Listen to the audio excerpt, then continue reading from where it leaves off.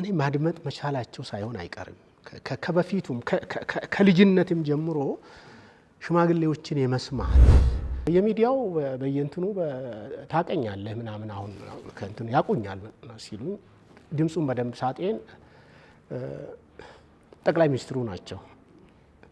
ከዛ በኋላ ብዙም ያው እንደ ማንኛቸውም ነርቨስ መሆን ስላለ እንደገና ደግሞ የመጀመሪያ መጻፌም ነው እኔ ባለስልጣን አናግሬ እንትን ብዬ አላውቅም። ራሱን የሰራ ሰው ነው ጎበና በሌሎች ትከሻ ወይንም በአማላጅ በምናምን እንዲያርጉልኝ እንዲበሉልኝ ብሎ ተፈልጎ ሁሌ ተፈልጎ እንትን የሚባል ሰው ነው። እኛ ወጣቶች ሁሌ እኮ አጥፊ አይደለን፣ ሁሌም አናጠፋም፣ እናቃለን፣ አንዳንድ ነገሮችም እናቃለን። እንደውም አንዳንድ ልጆች ያው እኔ ገልቱ ስለሆንኩ ነው ቀድሞም ይሄዳሉ ከአባቶቻችን ቀድሞም የሚሄዱ አሉ።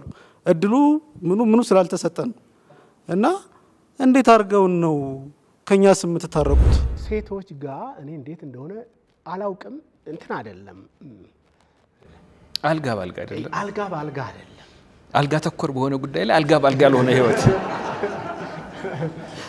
ልጃቸውን ለጎበና ልጅ መዳር መቻላቸው፣ ለወዳጆ ጎበናን መዳር መቻላቸው ራሱ እንደዚህ አሁን ከበግረኝነት እዚህ የመጣው ወደ ኋላም ሲቆጠር አባቴ ሰው ቤት እድሜውን የጨረሰ እኔም ምናልባት ከጊዜ በኋላ የወለደኝ የቄሰኛ ልጅ ነኝ። ስለዚህ እኔ ምንም የማጣው ነገር የለም።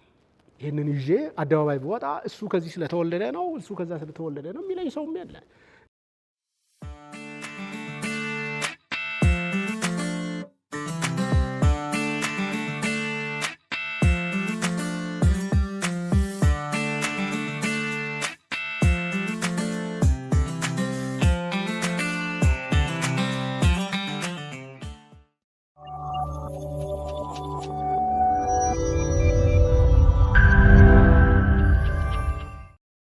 ውድ የነገረ መጽሐፍ ፕሮግራም ተከታታዮች ቤታችሁ ሆናችሁ ይህንን ስርጭት የምትከታተሉ በያላችሁበት እዚህ አዳራሽ ሆናችሁ ደግሞ የዛሬውን እንግዳ ለመጠየቅ ሀሳብን መሰንዘር የታደማችሁ እንደተለመደው ዛሬ አንድ እንግዳ ይዘን ቀርበናል። እንግዳችን ዶክተር ደቻሳ አበበ ይባላሉ። ዶክተር ደቻሳ አበበ የአዲስ አበባ ዩኒቨርሲቲ የታሪክ መምህር ናቸው፣ ተመራማሪ ናቸው።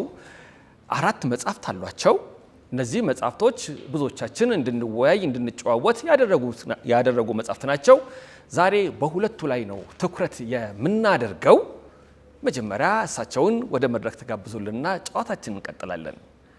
ዶክተር ደቻሳ አበበ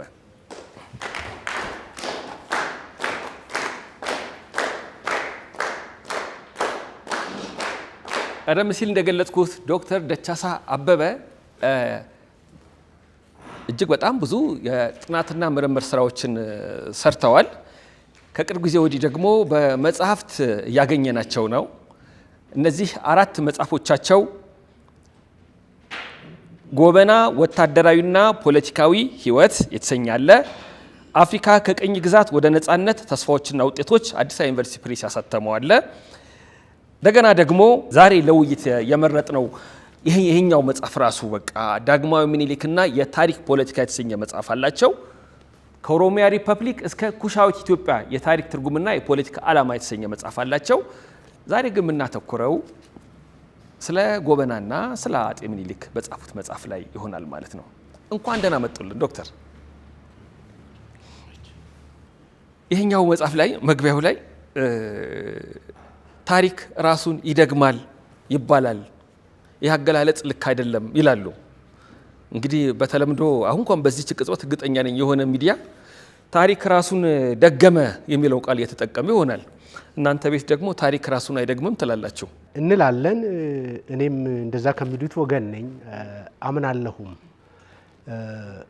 ምናልባት እንደው በቀላል ለመግለጽ ያክል ከሰው ልጆች ባህሪ መነሳቱ ቀላል ይመስለኛል። ማለት ከስተታችን እንማራለን በተፈጥሮ እና ስለዚህ ነገሮችን በተመሳሳይ ሁኔታና በተመሳሳይ አውድ ውስጥ አንደግማቸውም። ሳናውቅ በሌላ ሁኔታ ባልጠበቅነው አቅጣጫ ልንደግም እንችላለን። ሌላኛው መጽሐፍ ላይ እንደውም አንድ ምሳሌ ሁሉ ተጠቅሜ ያለሁና ስለዚህ ከዛ ሁኔታ ነው ታሪክ ራሱን አይደግምም፣ የሰው ልጆች ከስህተታቸው መማር ይችላሉ ብለን ነው። ግን እዛ ውስጥ በተለምዶ የሚጫወቱት አካላት ያ ነገር እንዲሆን የሚያደርጉት አካላት በእርግጠኝነት ይሄ ነገር የሆነው በዚህ ምክንያት ነው ለማለት ስለምንቸገር ነው የደገመ የሚመስለን እንጂ በሌላ አውድ በሌላ መንገድ ተከስቷል ብለን ነው የምናምነው። በብዙ ሰዎች ዘንድ የተለመደ የሀገርኛ አባባል አለ አይደለም? ሰው በእባብ ሁለቴ የሚነደፈው በተመሳሳይ ሁኔታና በተመሳሳይ ነባራዊ እንትን ውስጥ አይደለም። አንዴ ሳያይ ነው አይደለ የሚባለው። ሁለተኛውን ሳያይ አይደለም የተነደፈው፣ እያየ ነው የሚሄደው። አንዴ ከነደፈው በኋላ ይሄ አካባቢ እባብ ሊኖረው ስለሚችል ተጠንቅቆ እየተራመደ ነው። ስለዚህ አይነደፍም ብለን እንትን እናስባለን። ሁለተኛውን ግን እያየኸውም ሊነድፍህ እንደሚችል ማወቅ ነበረበትና ስለዚህ አንዴ ሲያሳይ አንዴ ሳያይ ሁለተኛ ሲያሳይ እንላለን አይደለም። እኔ እንደዛ ነው የገባኝና ታሪክን አንዳንዴ ነገሮች የሚከሰቱት ባላሰብነው አቅጣጫ ሊሆን ይችላል እንጂ ራሱን አይደግምም። መጀመሪያ ቃሉ የተወሰደው በተለምዶ ባለሙያ ከሚባሉት ወገኖች ታሪክ ራሱን አይደግምም የሚለው አባባል አለ። እኔ ስለዚህ የሀገሬ ሰው እንዴት ነው የሚያስበው ብዬ ሳስብ የሀገሬ ሰው ከስህተቱ መማር እንደሚችል የእባብን ምሳሌ ያመጣል። እኔ ሀሳቡ የመጣልኝ እሱን እየጻፍኩ እያለሁ ነው። እና የሀገሬ ሰው ታሪክ ራሱን ይደግማል ብሎ የሚለው እኮ በራሱ ጊዜ አፈረሰው። ይኸው እዚህ ጋር አንድ ሰው እባብ ሁለቴ የሚነደፈው በተመሳሳይ ሁኔታ ውስጥ አይደለም፣ በተለያየ አውድ ውስጥ ነው የሚለውን ነገር የተጠቀምኩት በዛ ምክንያት ነው። ዶክተር አንድ ቦታ ደግሞ ምን ሲባል ሰማው፣ አንዳንድ ሰዎች ከታሪክ ምንም መማር አይቻልም ይላሉ። ውሸት ነው። ከታሪክማ መማር እንችላለን። ከታሪክ የምንማረው ከታሪክ ምንም መማር እንደማይቻል ነው። ይህንንም ያለው የሚገርመው ምናልባት ከታሪኩ ይልቅ ወደ ፖለቲካው ያደሉ ከሰፊው የፍልስፍና ውቅያኖስ ውስጥ የገቡ ሰዎች ይመስሉኛል እንጂ እንደዛማ ባይሆን እኮ ከታሪክ መማር ባይቻል ኖሮማ ታሪክ እንደዛ አይነት ቦታ የሚሰጠው ከሆነ ለምን እንለፋለን? ለምን እንጽፋለን? ለምን እናገላብጣለን? ብዙ ሀብት ለምን ይፈስበታል? ብዙ ጭንቅላት ስለምን እዛ ላይ ይላል። እኔ ከታሪክ መማር እንችላለን፣ እንደውም እንደረድራለን አይደለም፣ ይህን ነገር ለዚህ ዓላማ ነው ብለን እንላለን እና ከታሪክ መማር እንደምንችል ነው። የሰው ልጅ ከትናንቱ ይማራል። እጃችን ላይ ያለው ነገር በሙሉ እኮ ከትናንትና ልምድ እየወሰድን አጠራቅመን ያደረስነው ነው አይደለ? ባህል እንላለን ወይንም ነገሮችን ከትናንት ልምድ ያጠራቀምነው ነው በሙሉ እጃችን ላይ ያለው። ስለዚህ ይሄ ታሪክ ነው ማለት ነው ለኔ። ከትናንት መማር ከቻልን ከትናንት ፋይዳ አለው ብለን ማጠራቀም ልምድ ከወሰድን ከታሪክ መማር ቻልን ነው የሚመስለኝ። እንደው አባባሉ አንዳንዴ በጣም ስለሚስብ ወጣ ያለ ስለሆነ አእምሯችን ውስጥ ተሰንቅሮ ቀርቶ ካልሆነ በስተቀር ከትናንት መማርን የሰው ልጅ ባህሪ ነው። ባህል ሌሎች ፍጡራን እኮ ባህል በእኛ መልኩ ማለት ነው በሰው ልጆች መልኩ ባህል የማይኖራቸው ከትናንት እያጠራቀሙ የሚያስቀምጡት ነገር ስለሌላቸው ይመስለኛል አይደለም? እንደሱ ነው። ምናልባት የባህል ሰዎች ካላችሁ ይህንን ልትነግሩኝ ትችላላችሁ። እና እኔ እንደዛ ነው የማስበው። በጣም ጥሩ። እኛም እንደዛ ነው የምናምነው። እናንተስ ቤት ምን ይባላል ለማለት። ጎበና ወታደራዊና ፖለቲካዊ ህይወት ከ1810 እስከ 1881 ካነበብኳቸው የታሪክ መጽሐፎች መካከል በጣም የወደድኩት፣ ምክንያቱም ለጎበና ትልቅ ክብር አለኝ። በአንድም ይሁን በሌላ መንገድ ኢትዮጵያን ለማቆም ማገርም ምሰሶም ጭቃም ሆነው ጭድም ሆነው በአገር ስትገነባ ያዋጡ ሰዎችን አለማክበር ዞሮ ዞሮ ራስን መናቅ ነው። አንዴ ምን ሆነ ዶክተር፣ አንድ ጓደኛችን ማህደረ ታሪኩ የወሊሶ ተወላጅ ነው። የሆኑ ሰዎች ቢሮው መጡ። አንተ የተማርክበት ትምህርት ቤት ስንቶቹን ያፈራ እነ ጥላሁን ገሰሰ ሁሉ የተማሩበት ትንሽ ድጋፍ ያስፈልጋል እና እንደ ኮሚቴ ተዋቅሮ የሆነ ነገር ብታደርጉ አሉት። እሺ ያለ የኮሚቴው አባላትም ጠንካራ ነበሩ። እዛው ወሊሶ ያንን ትምህርት ቤት ለማደስ ትንሽዬ እድሳት እኮ ናት እንቅስቃሴ ተጀመረ። ይህን ለማድረግ ግን ፈቃድ ያስፈልጋል። ይሄ ለመንቀሳቀስም የሆኑ ነገር ለማድረግም ደብዳቤ ያስገብተዋል። ኑ ተባሉ። የኮሚቴው አባላት ተቀመጡ። ያው ጉዳዩ ጎበና ራስ ጎበና ትምህርት ቤት ለማደስ እንደዚህ ነው የሚለው። ሰውየው ሲያነቡ በጣም ተቆጣ፣ በጣም ከፋው። ምን መሆናችሁ ነው አለ። ቆይ እዚህ ሁኑ ተባለ። ከደህንነት ሰዎች መጡ፣ ከጸጥታ ክፍል ሰዎች መጡ። ከዛ ጤና የላችሁም እንዴ? እንዴት እንደዚህ አይነት ደብዳቤ ጽፋላችሁ?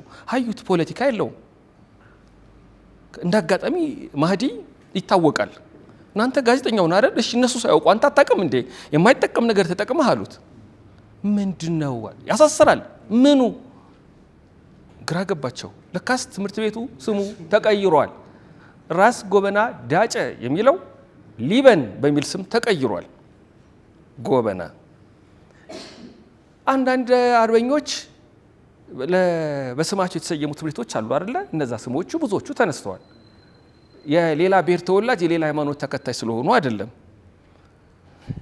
ራስ ጎበና ዳጨ በገዛ ወገኖቹ ስለምን ተገፋ?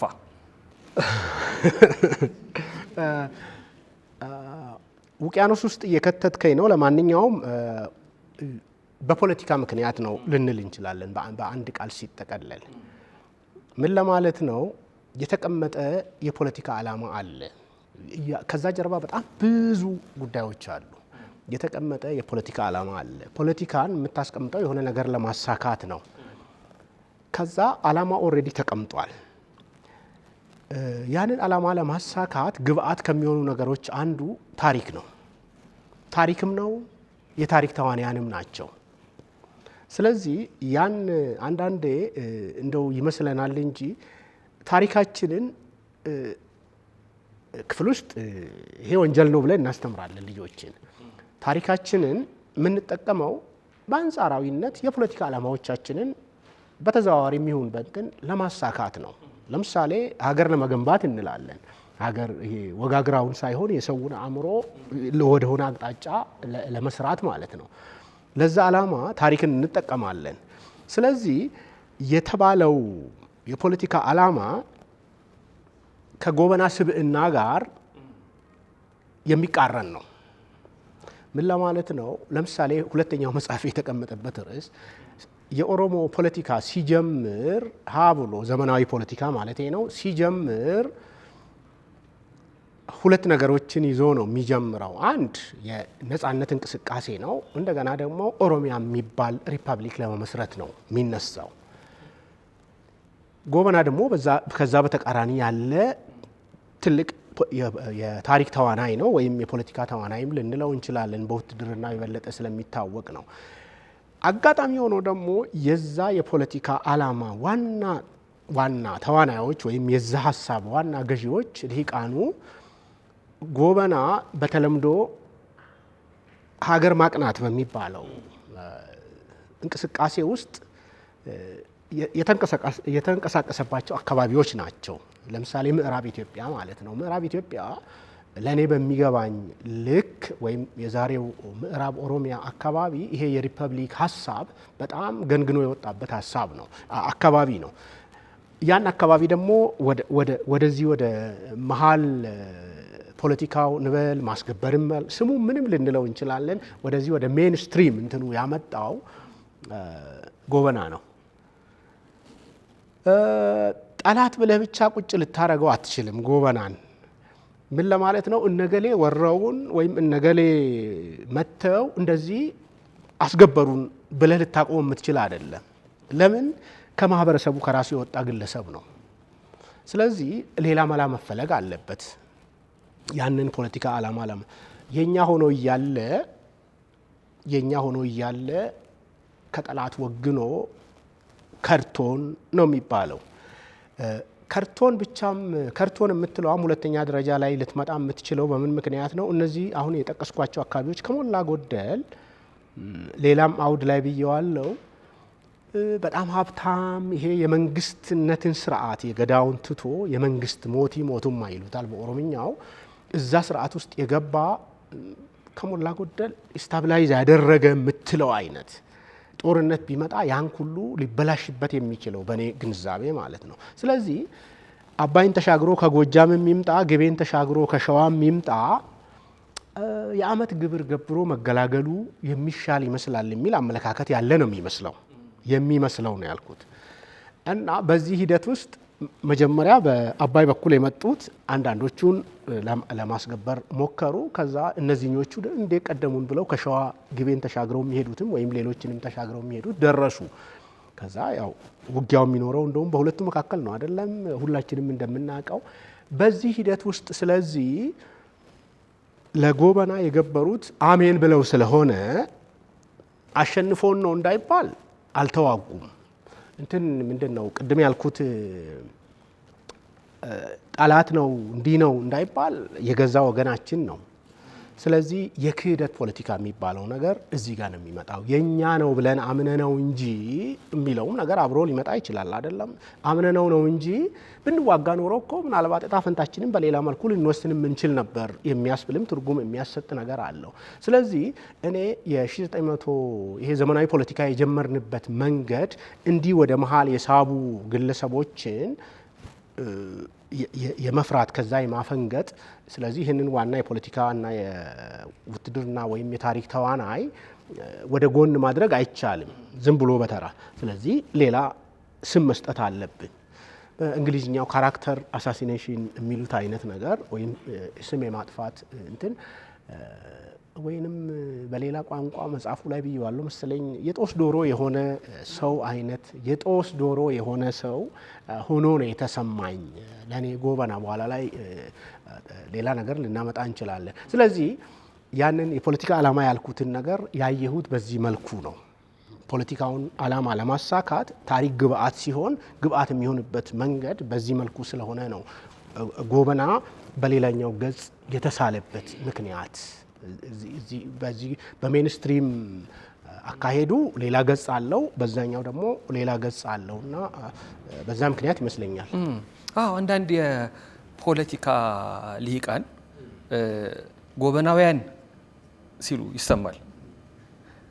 ልክ ምኒልኪዝም የሚል መጽሐፍ እንዳነበብኩት ማለት ነው። ከዛ ጎበናውያን የሚባሉት እነማን ናቸው ሲባል ደግሞ የሆነ የሚሰጣቸው ነገር ይኖራል። ኋላ ስንጨርስ ሰውም ይገባዋል ምን ለማለት እንደፈለግን። ምንድነው ጎበናዊነት ምንድነው? ከቅድም ጀምሮ ያነሳቸው ነጥቦች ወሳኞች ስለሆኑ ይሄ መጽሐፍ አገር ውስጥ የለም። ማስታወቂያ ራሱ ከለጠፍን በኋላ እዚህ መጽሐፍ ላይ ነው የምንወያየው ስንል የት ነው የምናገኘው? እንዴት ነው የምናገኘው? በእርግጠኝነትም እዚህ የመጡ ሰዎች ዛሬ የሚያገኙም ይመስላቸው ወይም ደግሞ እንዴት ነው ማናገኘው የሚል የክስና የወቅስ ጥያቄ ሊያቀርቡ ይችሉ ይሆናል። ያው ውጭ ሀገር ነው የታተመው ፀሐይ አሳታሚ ድርጅት። ግን አንዳንዴ በሆነ አጋጣሚ መጽሐፉን ያገኙና አንብበው አስተያየት የሚሰጡ ያልተጠበቁ ሰዎች ያጋጥማሉ። አንተም ይሄ ውጣ ገጥመዋል። እዚሁ መጽሐፍ መግቢያ ላይ ስላልከው ትነግረናለህ። ከዛ ያቺ ስልክ ቀጥሎ በተከታታይ ለተጻፉ 3 መጽሐፎች ሞራል ሰጥታለች። መጀመሪያ ስለ ደዋይ እውነቱን ለመናገር እንደውም ፍርሃት ነው የለቀቀችብኝ። ማለት የሆነ ስሜት አለ አይደለ? በመጀመሪያ ይዘህ በመጣው ሀሳብ እንዲህ ከተባልክ ቀጥሎ እንዲህ ይከታተሉኛል ማለት ነው፣ በነጻነት አልጽፍም ማለት ነው። ያልኩት ሀሳብ ከዚህ በተወሰነ መልኩ ትንሽ ፈንገጥ ብሎስ ቢሆን ኖሮ ወይንም የሚል ነገር እንደገና ደግሞ በጣም ቀናውን ላስብ ካልክ ደግሞ ከዚህ የተሻለ ይፈልጋሉ ቀጥሎ የሚል ነገርም ይዞ ይመጣል እና እንደምታስበው ነጻነት አይሰጥም። ነጻነት ስልህ እንደው በበጎም ቢሆን ከኔ ብዙ ይጠበቃል የሚያስብል እንትን በተወሰነ መልኩ በእርግጥ አርፌ ቁጭ እንዳልል እንድተጋ፣ እንዳስብ፣ እንዳሰላስል አንዴማ እንዲህ ከተባልኩማ እንዴት ቁጭ ልትል ትችላለህ? ምንድነው አባወራው ቆሞ በሚጠጣበት ሀገር እኔ ቁጭ ብዬ አልጠጣም ማለት የሚባለው አባባል አለ አይደለም? እንደሱ አይነት እንደማለት ነው። አባወራው ቆሞ የሚጠጣ ከሆነ እኔም እንግዳ ሆኜ ወይም ዋናው ተዋናይ እንዲህ ብሎ ካለ እኔማ እንግዲህ ምን ያው የግድ መፍጋት አለብኝ፣ መስራት አለብኝ። ሀሳቡን መጽሐፉ ላይ ገልጬዋለሁ። እንደውም በመሃል ፖዝ አድርጌዋለሁ። ምን ለማለት ነው? ሌሎች ስራዎችን ነው የሰራሁት እሱም በደንብ ማብሰል እስከምችል ምናልባትም እንደው ራሴን ትንሽ ከፍ ካላረኩ ሀሳቡን ትንሽ ወደ ቲዮሪ ማምጣት እስከምችል ድረስ ምን ማለት ነው? ይሄን ስለ ግለሰብ ጉዳይ አይደለም። ይሄ ስለ አመለካከት፣ ስለ አስተሳሰብ ነው። ፖለቲካችን እንዴት ነው የሚቃኘው? በተለይ ይሄ በኋላ ላይ ከ60ዎቹ ከ70ዎቹ በኋላ የመጣው ወይም ከ50ዎቹ ማለቂያ ጀምሮ የመጣው ነገር እርስ በራሳችን እንዴት ነው የምንገላለጸው ወይም ይሄ ምንድነው አይደንቲፋይ የምንደራረገው? ሀሳብን እንዴት ነው በሀሳብ የምናሸንፈው? ከተገዳደል ነው በላይ ስሜ ተጠፋፋ ነው ነገር ሳይበልጥ አይቀርም። እንደውም ምናልባት ከእንትኑ በላይ ከተገዳደል ነው ይሄ በሽብር ስም ከተገዳደል ነው የተለየ ፖለቲካ አመለካከት ያራመደን ሰው እንዴት ነው ትሪት የምናደርገው? ከኔ በተቃራኒ የቆመው ሰው እንዴት ነው የሚገለጸው? መገዳደሉ ያው የአደባባይ ሚስጥር ነው። ብዙ ያልንበት ነው። ብዙ የተጻፈበት ነው። መጽሐፎቻችን በሙሉ እነሱ ናቸው። ዛሬም ምናልባት ታላላቆቼ ይቅርታ እንድታረጉልኝ ይፈልጋለሁ። አንዳንዴ በዛው ስሜት ውስጥ ያለን ሰዎች አለን። መጽሐፎቹ ዛሬ 60ዎቹ 70ዎቹ ውስጥ ቁጭ ብለው ያንኑ ወኔ ያንኑ ትንታግ የሆነ የወጣትነት ስሜታቸውን የሚነግሩን ታላላቆቻችን አሉ። አንዳንዶች አባቶቻችንም አሉ።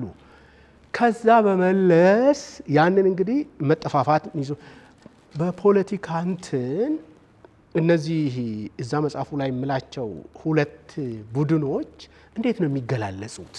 አንዱ አንዱን እንዴት ነው የሚገልጸው ወደሚል ውስጥ ገብቼ ያን በደንብ እንትን ማጽናት ነበረብኝ። በዛ ምክንያት ቆየሁና በኋላ ላይ ስለዚህ እዛ ጋር ባስቀመጥኩበት መልክ አስቀመጥኩ። ዘግይቼም ያወጣሁት በዛ ምክንያት ነው። ስለዚህ ሁለቱንም ሰጥቶኛል። ወኔም ወይንም ምንድነው እረፍት አልባነትንም ሰጥቶኛል። እንደገና ትንሽ ያው ፍርሃትም ምንም የአደባባይ ምስል ስለሆነ ለምን አትፈራም ሰው አይደለህ እና እንደዛ አይነት ነገር ይዞብኝ መጥቷል። ግንቦት 8 2013 ዓ.ም ምሽት ላይ ስልክ ተደውሎልኝ አቶ ደቻሳ ነዎት የሚል ጥያቄ ቀረበልኝ። ከዛስ ነኛው አልኩኝ። ከዛ ነኛው አልኩኝ። የመጀመሪያው ቃል ምናልባትም ኦሮምኛ ልትሆን ትችላለች። እርግጠኛ አሁን በደንብ እንደውም እንትን ካልኩ በኋላ ነው። ከዛ በአማርኛ ሆነ ብዬ ያን ሰሞኑን በመጽሐፉ ዙሪያ ስለነበረ ብዙ እንትን የሚመጣው በአማርኛ አረኩት። አይ ስለ ጎበና በጻፉት መጽሐፍ ላይ አንዳንድ ምስጋናም ለማቅረብ ነው፣ አንዳንድ አስተያየትም ለመስጠት ነው አሉ። እሺ ይቻላል ማን ልበል ምናምን ስልክ አልወድም እኔ እና ይቻላል አልኩኝ። ያው የደወሉበት ምክንያት በጎም ስለሆነ ከዛ ብዙ ነገሮች ተነሱ እና ስለ ጀግንነት ጀግና ማን ነው? ጀግንነት ምንድን ነው? ሌሎች ዓለማት እንዴት ያያሉ? እኛስ ጀግኖቻችን እንዴት ነው የምንገልጻቸው? ተባለና ወደ ኦሮሞ ማህበረሰብ ሲመጣ ኦሮሞ ማህበረሰብ ጀግኖቹን እንዴት ነው የሚቀበለው? ከዛ ተዘረዘረና መጨረሻ ላይ ትዝ የምትለኝ ቃል ኦሮሞ ጀግና ልጆቹን የራሱ ብቻ ከሚሆኑበት ከፍ ብለው የኢትዮጵያ ጀግና ሲሆኑ ለምን ነው የሚክዳቸው? እስቲ እዚህ ላይ እንደው ከታሪክ አንጻር ማለት የሚችሉት ነገር ካለ ወደፊት ቢሉት። እኔ ወደዚህ ቢሮ እስከምመጣ ድረስ አንድም ሰው ኦሮሞ አይደለህም ብሎኝ አያውቅም። አሁን ግን ኢትዮጵያን ወክዬ ወደዚህ ቢሮ ስመጣ ኦሮሞ አይደለህም እያሉኝ ነው። ይሄ ከምን የመጣ ይመስልዎታል ተባልኩ። ከዛ ደንገጥ አልኩና ይቅርታ ማን እንደሆኑ አላወቅኩም እኮ እስካሁን ድረስ እንዲሁ ከኛው ከአካዳሚክ ኮሚኒቲ የመጡ ነው የመሰለኝና አላወቅኩትም ይቅርታ ምናምን አልኩኝ።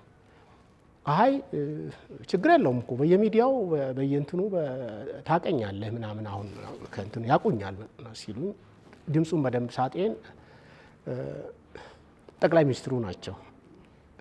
ከዛ በኋላ ብዙ ያው እንደ ማንኛቸውም ነርቨስ መሆን ስላለ እንደገና ደግሞ የመጀመሪያ መጽሐፌም ነው። እኔ ባለስልጣን አናግሬ እንትን ብዬ አላውቅም።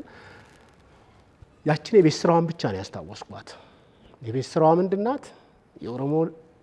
ኦሮሞዎች ጀግና ልጆቻቸው የራሳቸው ብቻ ከሚሆኑበት ወደ ትልቋ ኢትዮጵያ ከፍ ሲሉ ለምን ይክዳቸዋል፣ ለምን ይሸሻቸዋል የምትለዋን ብቻ ነው ያስኩት። ስለዚህ እቺ ሁለተኛ መጽሐፍ የዛ ቲንኪንግ ውጤት ናት ማለት ነው። በጣም ጥሩ አስፈላጊ ስለሆነ ነው። ምክንያቱም እንደዚህ አንዲት ጓደኛችን አምቦ ከተማ ውስጥ የስነ ጽሁፍ ፕሮግራም ማዘጋጀት ፈለገችና ለዚህ ቀን ብላ ፕሮግራም አስያዘችን። መታወሻነቱ ለጸጋዬ ገብረመድህን ለባለቅኔ ሎሬት ጸጋዬ ገብረመድህን ነው።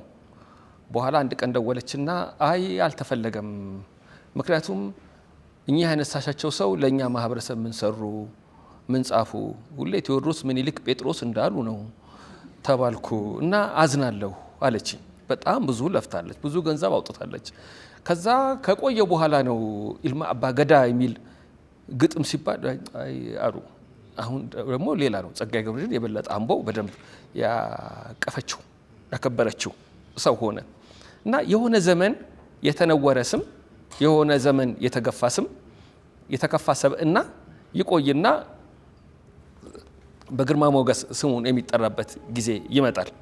ጥርጥር በሌለው መንገድ እኔ ልቤ የሚነግረኝ መጪው ጊዜ እንደ ጎበና አይነት ሰዎች ከየማህበረሰቡ አውጥተን ካላቆምን ፈተና ውስጥ ነው የምንወድቀው። ጎበናን በጣም በጣም በጣም ልንከተላቸው፣ ልናውቃቸው፣ ልንመረምራቸው የሚገቡ በተውኔትም ልንጽፍላቸው፣ በሙዚቃም ልንደርስላቸው መሆን አለበት እያምናለሁ። ላለፉት 60-70 ዓመታት በየባህላዊ ዘፈኖች ስማቸው ተነቅፏል። በየግጥም መጽሐፎች ስማቸው ጠልሽቷል። ማንም ሰው የፈለገውን ሀሳብ የመግለጽ መብት አለው ብዬ ብናምንም ግን ለመናቅም ያወቅነው ነገር ቢሆን የተሻለ ነው።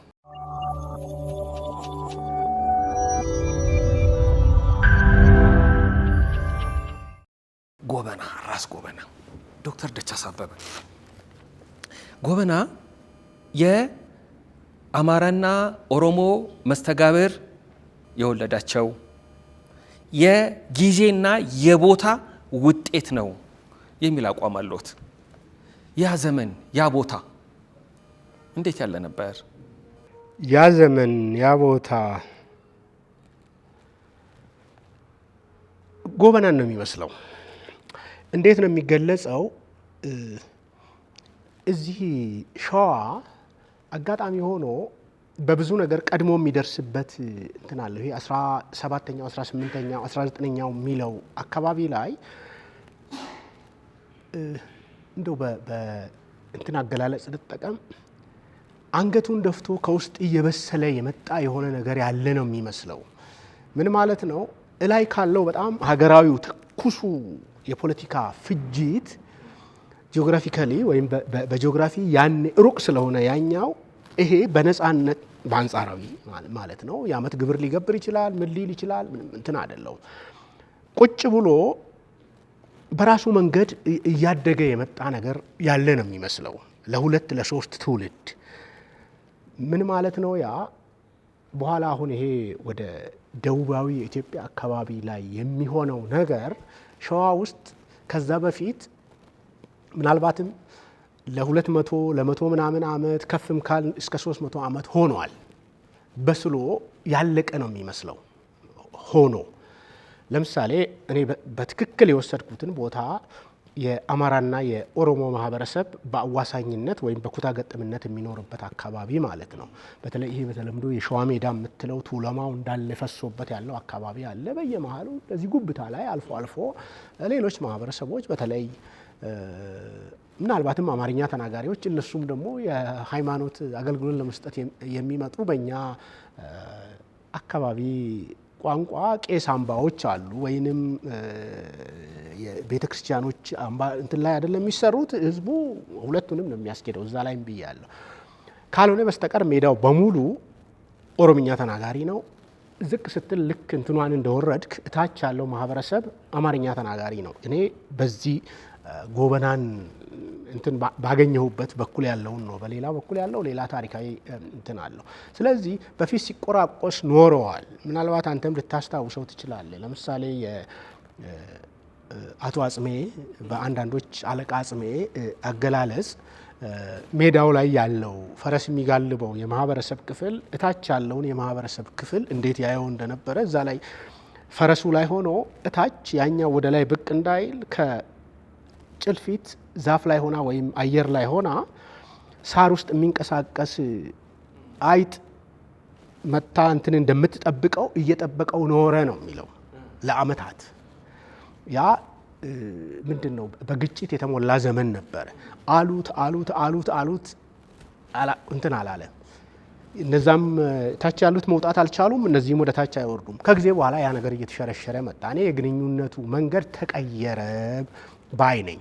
ከዛ በኋላ ይሄ በተለምዶ በእኛ ትምህርት ቫዮለንት የነበረውን መስተጋብር ወይም በግጭት የተሞላውን መስተጋብር ወደ ሰላማዊ መስተጋብር እያደር እየቀየሩት መጡ። ታች ያሉት የመሬት ችግር አለ፣ የኑሮ ችግር አለ። ስለዚህ ታች ካሉት ጋር ላይ ካሉት ጋር እንትን ሀብቱን መካፈል አለባቸው። በቅሚያ አልሆነም። ስለዚህ ሌላ መንገድ እንትን መፈለግ ነበረባቸው። በዚህ ሂደት ውስጥ ስለዚህ ይሄ መጋባት የሚባለውን እንትን ያመጣሁት በዛ ነው። ሲጋቡ ከታች ሴት ትመጣለች፣ ከዚህ ታች ትወርዳለች። ህጻናት ናቸው እንትን የሚሉት እንግዲህ ያው በብዛት ቲኔጀሮች ናቸው። ስለዚህ ሁለተኛ ቋንቋውን ለመልመድ ወዲያው ነው የሚለምዱት። ከደጋ ላይ ወደዛ የምትወርደዋ ታች በኦሮምኛው አክሰንት አማርኛ ታወራለች። ከታች የምትመጣዋ እዚህ በአማርኛው አክሰንት ኦሮምኛውን ትለምዳለች። ልጆች ይወልዳሉ። ቀጥሎ የሚወለዱት ልጆች እንደው በአንጻራዊነት በሁለቱም የመናገር እድላቸው ሰፊ ነው። ለምን ታች ዘመዶች አሏቸው፣ እዚህ ዘመዶች አሏቸው። ብዙዎቻችን አያቶቻችን፣ ቅድመ አያቶቻችን እዚህ አካባቢ ለተወለድ ነው ማለት ነው። እንደዛ አይነት ባህሪ አለው። ያ ማህበረሰብ ነው የነበረው። ጎበናን የወለደው ያ ማህበረሰብ ነው ማለት አውዱ ያንን ይመስላል። ከዛ አውድ ውስጥ ነው የሚወጣው ነጥለ እንደውም እዛ እንትን ሌላም ሀሳብ ሁሉ አመጣለሁ። ጎበናን ብቻውን እንደ ግለሰብ አይደለም የወሰድኩት፣ ማህበረሰቡን ነው የሚወክለው ብዬ እንትን ያልኩት። ስለዚህ ያ ዘመን እዚች ጋር የመስተጋብሩ ውጤት ነው። ምናልባትም በትምህርት ጥቅስ ውስጥ አሁን ጦረኛነቱ ወይም ወታደራዊነቱ ቅድም ከካሜራም ውጭ አንስተነዋል። ይሄ የጦርነት ዘመኑ አጼ ቴዎድሮስ ተሻግረው ሲመጡ ሸዋን ሲመቱ የሸዋ ሰው አጼ ቴዎድሮስን የሳለበት መንገድ አለ። እንደገና ከቴዎድሮስ መልስ የሸዋን ዋና ዋናዎች አጼ ቴዎድሮስ ይዘው መቅደላ ሲያስሩ እዚህ የቀሩት ሰዎች የተተወላቸው ሰው የአጼ ቴዎድሮስ ፐርሰናል አፖይንቲ የምትለው አይነት በጦር ጀግንነቱ የሚታወቅ እንጂ ከዛ ቤተሰብ የሚወለድ ሰው አይደለም። ከሳህለ ሥላሴ የሚወለድ ሰው አይደለም። ስለዚህ ብዙ ጊዜ የግጭት ዘመን ነው ይሄ ዘመን። እዚህ ውስጥ ደግሞ በግጭት ውስጥ የሚያድጉ ልጆች ያው ትምህርት ቤት ነው፣ ውትድርና ትምህርት ቤት ነው የሚሆነው እና ጎበና እዚህ ውስጥ ነው የሚያድገው። ስለዚህ ጦርነት ውስጥ የሚወለድ፣ ጦርነት ውስጥ የሚያድግ፣ ጦርነት ውስጥ የሚሞት ኢትዮጵያዊ የሚባለውን ነገር በትክክል ይገልጸዋል ጎበናን ብለን ልንል እንችላለን። ምናልባት ከዛ በተጓዳኝ ቤተሰባዊ እንትኑን ደግሞ ስታይ እዚሁ ታመጣዋለ። በኦሮሞ ማህበረሰብ ውስጥ ያደጋችሁ ሰዎች ልትኖሩ ትችላላችሁ። ወይንም ይሄ በባህላዊው በድሮ በነበረው እንትን ውስጥ አንገፋ ልጅና ቁጥሱ ልጆች የሚይዙት ቦታ አለ በቤተሰብ እንትን ውስጥ። በተለይ ቀጥሎ በሚመጣው የመጀመሪያ ልጅ መሆን ብዙ ፕሪቪሌጅ አለው። ውርስን እንዳለ መውሰድና ከዛ ከቤተሰብ የሚወርድ ተከታይ አባወራ የቤተሰብ እንትኖች አሉ። የቤተሰብ ይሄ የሃይማኖታዊ ስርዓቶችን ወይም የአምልኮ ስርዓቶችን ልንል እንችላለን። መከወኛ የክብር እቃዎች፣ የክብር እንትኖች አሉ። እነሱን ሁሉ ይወርሳል። እነሱ ራን ለማድረግ ሀብቱንም አብሮ ነው የሚወርሰው። ስለዚህ እሱ ፕሪስክራይብድ የሆነ ትልቅ ስታተስ አለው። በልደቱ የሚያገኘው ትልቅ ስታተስ አለው። ቁጥሱ ልጆች ግን ራሳቸውን መስራት አለባቸው። ወይ ፈዛዛ ሆኖ ከቀረ በድህነቱ ይቀጥላል። አለበለዚያ ደግሞ ዘመኑ በፈጠረለት ነባራዊ ሁኔታ ውስጥ እየተንቀሳቀሰ ራሱን ያሳድጋል። አንዱ የፈጠረላቸው ያ ዘመን አንዱ በሌላውም በሰፊውም የኢትዮጵያ ታሪክ ውስጥ የሚታወቅ ነው አይደለም? ጦርነት ሰዎችን ከተራ ጭሰኝነት ወይም ከተራ ገበሬነት እስከ ንጉሠ ነገስትነት የሚወስድ እንትን አለው፣ እድል ይከፍታል። እንደው እንትኑም ብቻ አይደለም። ስለዚህ ጎበና አባትየውም እንደሱ አይነት ባህሪ ያለው ነው የሚለው አንዳንድ መረጃውን ያቆየን ሰው እዛ ጋር ጠቅሼዋለሁ። ስለዚህ ጎበና ራሱን የሰራ ሰው ነው በዛ ምክንያት ማለት ነው። ስለዚህ አሁን ቢያንስ ሶስት የአስቻይ ምክንያቶችን ተጠቅም ያለው ማለት ነው። አንድ ነባራዊ የፖለቲካ ሁኔታው አለ፣ መሬት ላይ ያለው የማህበረሰቡ መስተጋብር አለ፣ የዘመኑ ፖለቲካ አለ። እነዚህ ሶስቱ አንድ ላይ ሲመጡ ለጎበና መሰራት ቢያንስ አስተዋጽኦ መደላድሉን ፈጥረዋል እና የዛ ውጤት ነው። ስለዚህ ይሄ ሰው የአንድ ነጣይ ማህበረሰብ እንትን ውጤት አይደለም፣ እንደዛ አይነት እንትንም አይደለም። ከሁሉም እያጣቀሰ ያደገ ከሁሉም እየወሰደ ያደገ ሰው ነውና ወደፊትም ሲሄድ ያንኑ የተከተለ ነው የሚመስለው። የጎበና ሰራዊትን ኮምፖዚሽን ቅልቅል ስታዩ እኔ የቱለማ ፈረሰኛ ብቻ አይደለም በየቦታው ጠቅሳለሁ። እዛ ላይም እንትን ከመንዝ ደጋና ቆላ የመጡ ኦሮምኛም አይሰሙ ምናልባትም እንደውም በሰብ እንትን ተደራጅተው የጎበና ተከታይ ታገኛላችሁ። ስለዚህ በዛ ምክንያት ነው እንዲህ አይነት ሰው ነው ያገኘሁት እና ምናልባት እንግዲህ ቀጥሎ የሚመጣው ነገር ወዴት እንደሚመራን ወሳኝ ነገር ነው። ምክንያቱም ሰው ብቻውን ራሱን አይሰራም። የተወለደበት ዘመን፣ የተወለደበት አካባቢ፣ የዘመኑ መንፈስ ይቀርጸዋል፣ ይሰራዋል።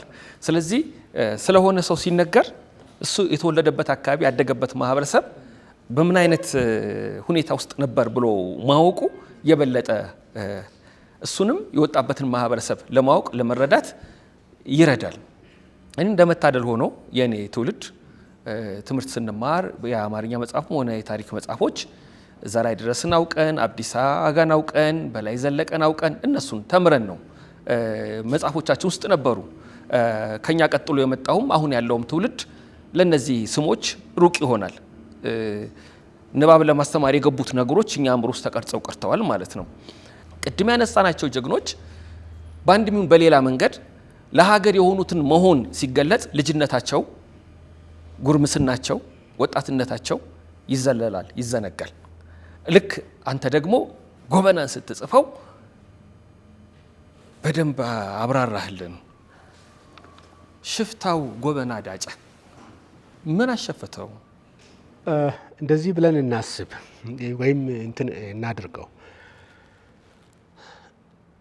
የኛ ታሪክ እውነቱን ለመናገር ወደ ኋላ ስንሄድ በሀገር ደረጃም ቢሆን እኔ ባነበብኳት ልክ ወይንም በተማርነው ልክ ሰዎች ራሳቸውን የሚሰሩበት ስርዓት ነው በብዛት እንጂ የውርስ ነገሩ በኋላ በጣም ተረጋግቶ ይሄ ወደኛ ዘመን እንደውም እየቀረበ ሲመጣ ነው የሚመስለው። እነሱንም ቢሆን እጃችን ላይ የደረሱትን ትልልቅ የምንላቸውን ሰዎች ትልቅነታቸው በትምህርት ጥቅሱ ትልቅነታቸው ከአያት አይዘልም።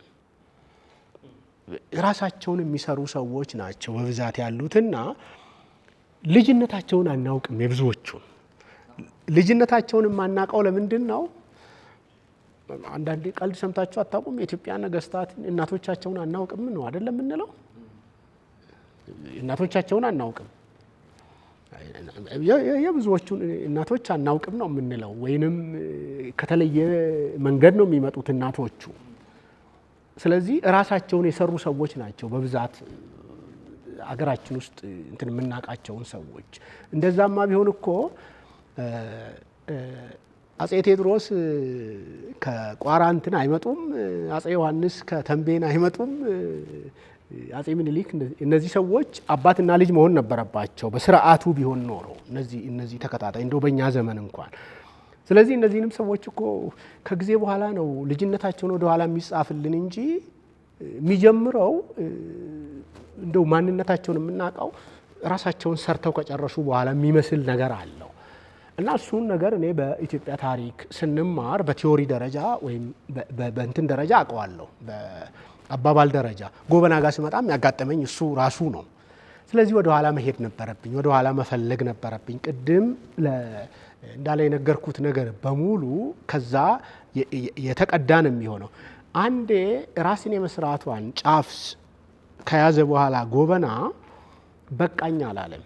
እዚህ ጋር ታሪካዊ ክስተቶችም የሚነግሩን አንዳንዴ ደግሞ ጸሐፊዎቻችን እየጨመሩልን አጼ ቴዎድሮስን እዚህ ጋር ማሰብ ትችላላችሁ። ቴዎድሮስ ያገኟት የሆነች ስቴፕ ሲሄዱ ወይም የሆነች ነገር ፈቅ ሲሉ የሆነ ነገር ያገኛሉ። እጅ አጣጥፎ መቀመጥ የለም። ሌላ ምን ይመጣል? ሌላ ተከታይ ፍላጎት ይመጣል። የምታውቁትን ለማለት እንግዲህ ከቤተ መንግስት ጋር አማች ሲኮን እዛው ጋር ማብቃት ነበረበት አይደለም። በቃ እንትኑ ያ ጋብቻ መተሳሰሩ በራሱ በቂ ነው። ትልቅ አቺቭመንት ነበረ። ግን እሱ አልበቃም።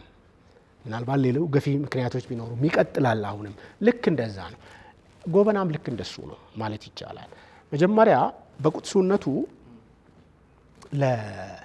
ለሌላ እንግዲህ እስከማስታውሰው የዛሬ 6 ዓመት ምናምን አካባቢ የተጻፈ መጽሐፍ ነው።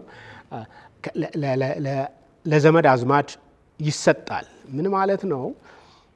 ይሄም ከኦሮሞውም ከአማራውም የተቀዳ የባህል ውጤት ነው የሚሆነው።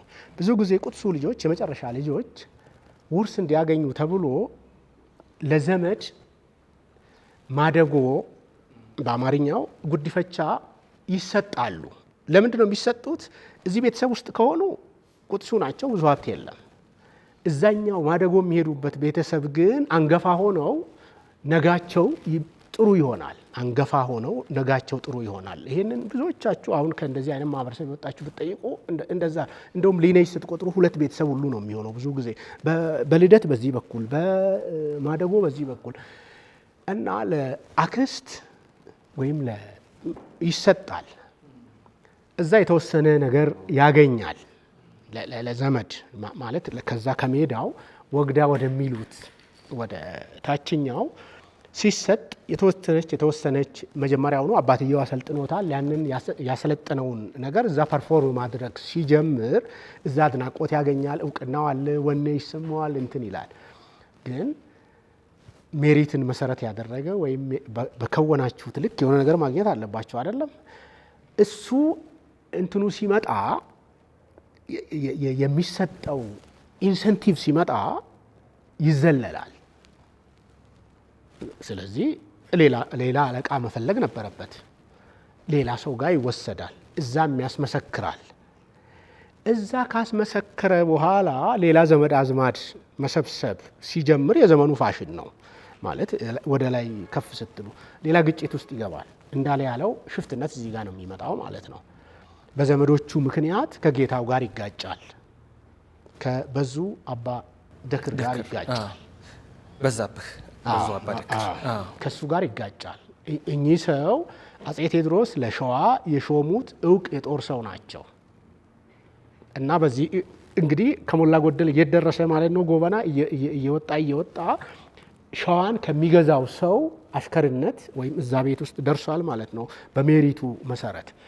ግን እሱም ከስሩ ሌሎችን ሰዎች ሲመለምል የወንድሞቹን ልጆች የእህቶቹን ልጆች በሚሰበስብበት ሂደት ውስጥ ከሌላ ወገን ጋር ይጋጫል።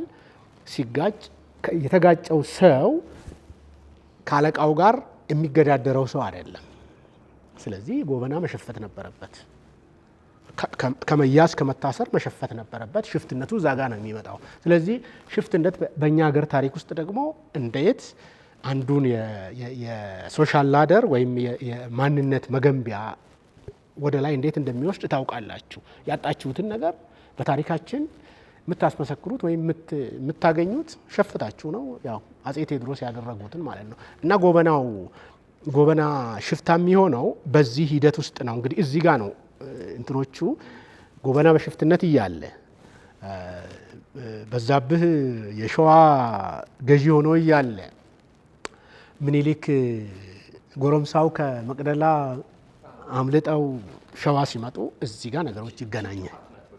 እዚህ ጋር ይገናኛል ማለት ነው። እና እዚህ ጋር ነው እንትኑ የሚለው ሽፍታው ጎበና እዚህ ጋር ነው እንትን የሚለው። ቀጥሎ እንግዲህ የነበረው ለኔም እንቆቅልሽ የሚሆንብኝ አንዳንድ ነገር ቢኖረውም ይሄ አንዱ ጥፋት ነው። በተለይ ከዚህ ጋር ያለው ማህበረሰብ አለ፣ ከዛ ጋር ያለው የጎንደር ነው የአንኮበር ፖለቲካ አለ፣ እዚህ ጋር ያለው ከመቅደላ የሚመጣው ሌላ ቡድን አለ። እዚህ መካከል ላይ ለኔ እስከሚገባኝ ድረስ አንዳንድ ሰዎች ጎበና ጋዲሎ ሄዶ ተገኝቷል ጦር ሜዳው ላይ ነው የሚሉት። እኔ የጎበና ዜና መዋዕል በሚመስለው ዶክመንት ላይ ያገኘሁት ነገር እዛ ጋር ያለው ነገር ከተዘጋ በኋላ እጣ ፈንታችንን እንዴት እንወስን በሚባል የቱለማ ሽማግሌዎችን ሰብስቦ በዛ በኩል ደግሞ የአማራው ጋር ያሉትን የቤተ ክህነት ትልልቅ አባቶችን ሰብስቦ በሁለቱ ጋር በሚወያይበት እንትን ውስጥ ሚዛኑን አይቶ ወደ አጋደለው በእጁ ላይ ያለውን ነገር ይዞ ከምኒልክ ጋር መሰለፉን ነው እኔ የማውቀው። እንግዲህ እዚህ ድረስ ነው። ከዛ ቀጥሎ ሌላ የታሪክ ጥፋት ነው የሚመጣው። አዎ እሷ ጥፋት በጣም ትልቅ ነገር አምጥታለች። አጼ ምኒልክ ማለት ልጅ ሳሉ ከመቅደላ 21 በ10 ዓመት ገብተው በ21 10 ዓመት ያህል ቆይተዋል ማለት ነው ቴዎድሮስ ጋር ከአጼ ቴዎድሮስ ጋር። ከዛ በኋላ ሲመጡ ታሪክ እንደተለወጠ በቃ ራስ ጎበና ዳጨ የሚለው ስም በኃይለኛው በኢትዮጵያ ታሪክ ላይ ማህተሙ እንዲያርፍ ምክንያት የሆነበት አጋጣሚ የታሪክ ጥፋት ይመስላል። እውነቱን ለመናገር ጎበና በቅሎ የጨረሰ ሰው ነው በዛ ሰዓት። በአንጻራዊነት ዓመተ ምሕረቱን ይወሲ አሁን ጎበና በዚህን ጊዜ ስንት ዓመት ይሆነዋል? በበንትን ማለቴ ነው። አሁን ከምኒልክ ጋር የ20 ምናምን ዓመት ከአጼ ምኒልክ ጋር የ25 ዓመት ለውጥ አላቸው። በነገራችን ላይ ጎበና ታላቅ ናቸው። ከ40 በላይ ናቸው። 45 42 43 እንደው በቃ 40ዎቹ ውስጥ ያለ ሰው ነው። ስለዚህ ይሄ ሰው አሁን ነገሮችን እንዲሰራ ነው የሚፈለገው። እንትን ብሎ አልቋል። ምንድነው የሚባለው? ተምሮ ሰልጥኖ ምን ብሎ አልቋል። ስለዚህ ምንድነው የሚፈለገው ማለት ነው? ፐርፎርም እንዲያደርግ ነው፣ ፈንክሽን እንዲያደርግ ነው የሚፈለገው።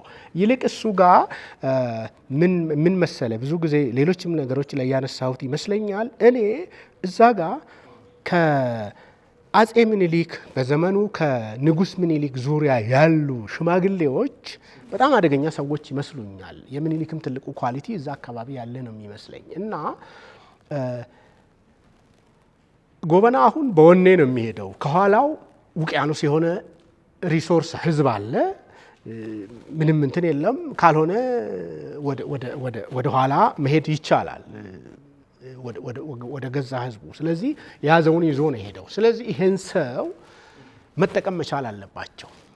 እሱም ይፈልጋቸዋል፣ እነሱም ያው እንደዛ ነው የሚሆነው። ጎበና አሁን በዚህ ሰዓት በእርግጥ ብዙ ጠላት ያፈራ ነው እሱም በራሱ።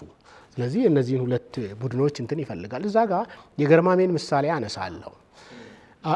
የቤተ መንግስቱን ለመስራት የፈለጉት የአንኮበርን ቤተ መንግስት እንግዲህ አሁን በሸዋ ጫማ ውስጥ ሆናችሁ አስቡ። ትልቁን ኢትዮጵያን አይደለም የማወራው፣ በሸዋ ፖለቲካ ጫማ ውስጥ ሆናችሁ አስቡ። ሸዋ አሁን መንግስት ለመስራት ነው እንትን ከውስጥ እየበቀለች ነው። ገና እኮ ሌላኛው ፖለቲካ የሰሜኑ ፖለቲካ አሁንም እየሄደ ነው በራሱ መንገድ።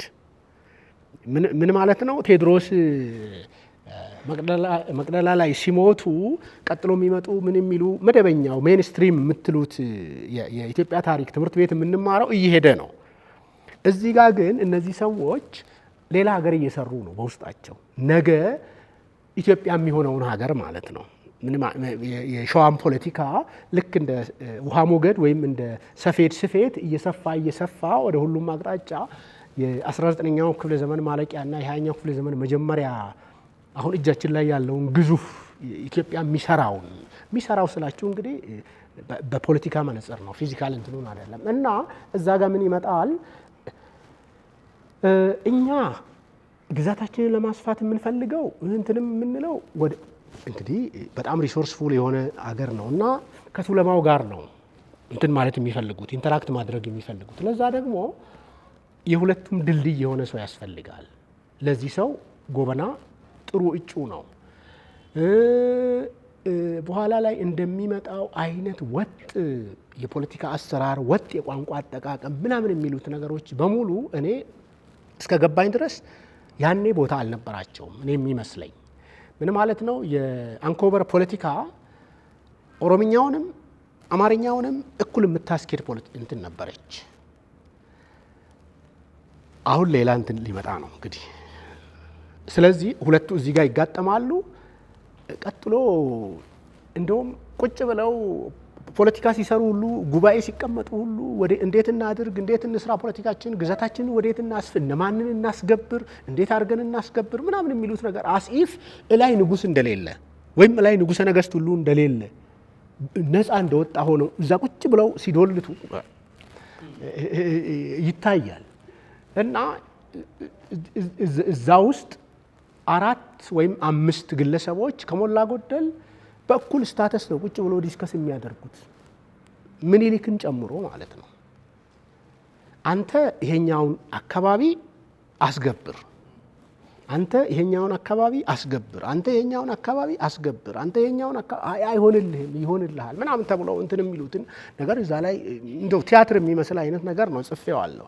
ስለዚህ በዚህ ሂደት ውስጥ ይሄ ሰው እኩል ነው ቁጭ ብሎ የሚወያየው እና ምዕራቡ ለሱ ተሰጥቶ ወደዚህ ለገርማሜ ተሰጥቶ ምስራቅ ለወልደ ገብርኤል ይመስሉኛል ተሰጥቶ ወደ ላይ ያለውን ወደ ዋናው እንትን ድልድይ የሚሆነውን ምኒልክ ባለው ነባራዊ ሁኔታ እንደዛ አይነት እንትን ነው እና ጎበና እዚህ ውስጥ ገብቶ እንትኑን የተፈለገው ለማለት ነው ባጭሩ። ያልኩህን ተሰርቶ ያለቀ ሰው ለፈንክሽን ነው በቃ እንዲሰራ ነው የተፈለገው በቃ። እና ለዛ ነው በየሁኔታውም ገልጻለሁ፣ ራሱን የሰራ ሰው ነው ጎበና። በሌሎች ትከሻ ወይም በአማላጅ በምናምን እንዲያርጉልኝ እንዲበሉልኝ ብሎ ተፈልጎ ሁሌ ተፈልጎ እንትን የሚባል ሰው ነው ብዬ ሳልኩት በዛ ነው። ያው አንድ ሰው እንግዲህ እውቀት ይኖረውና አቅም ይኖረውና የሆነ ጊዜ ግን ከተመረጡት መሀል ይሆናል። ልክ የተጠሩ ብዙዎች ናቸው የተመረጡት ግን ጥቂቶች የሚለው ለብዙ ነገር ይሰራል። ባለ አቅም ያላቸው ሰው መሆናቸው የታየበት አጋጣሚ ሆነ። ወደ ከፍታው ወደ ተራራው ማን አይን ውስጥ መቼ ገባ ነው ጥያቄው። አፄ ምኒልክና ራስ ጎበና ወንዛቸው ተቀራራቢ ነው። እንዲህ ባለ ጊዜ ደግሞ እንጨት ሰባሪውም ውሃ ቀጂውም ለጀግና ለሽፍታ የሚያዜመው የሚያንጎረጉረው ነገር ይኖራል፣ ዙሪያ እየተደረገ ያለ ነገር ስለሚታወቅ። ስለዚህ አፄ ምኒልክ ያኔ ገና ንጉስም አልሆኑም ምኒልክ ማለት ነው በነበሩ ጊዜ ስለ ጎበና የሰሟቸው ብዙ ነገሮች ይኖራሉ።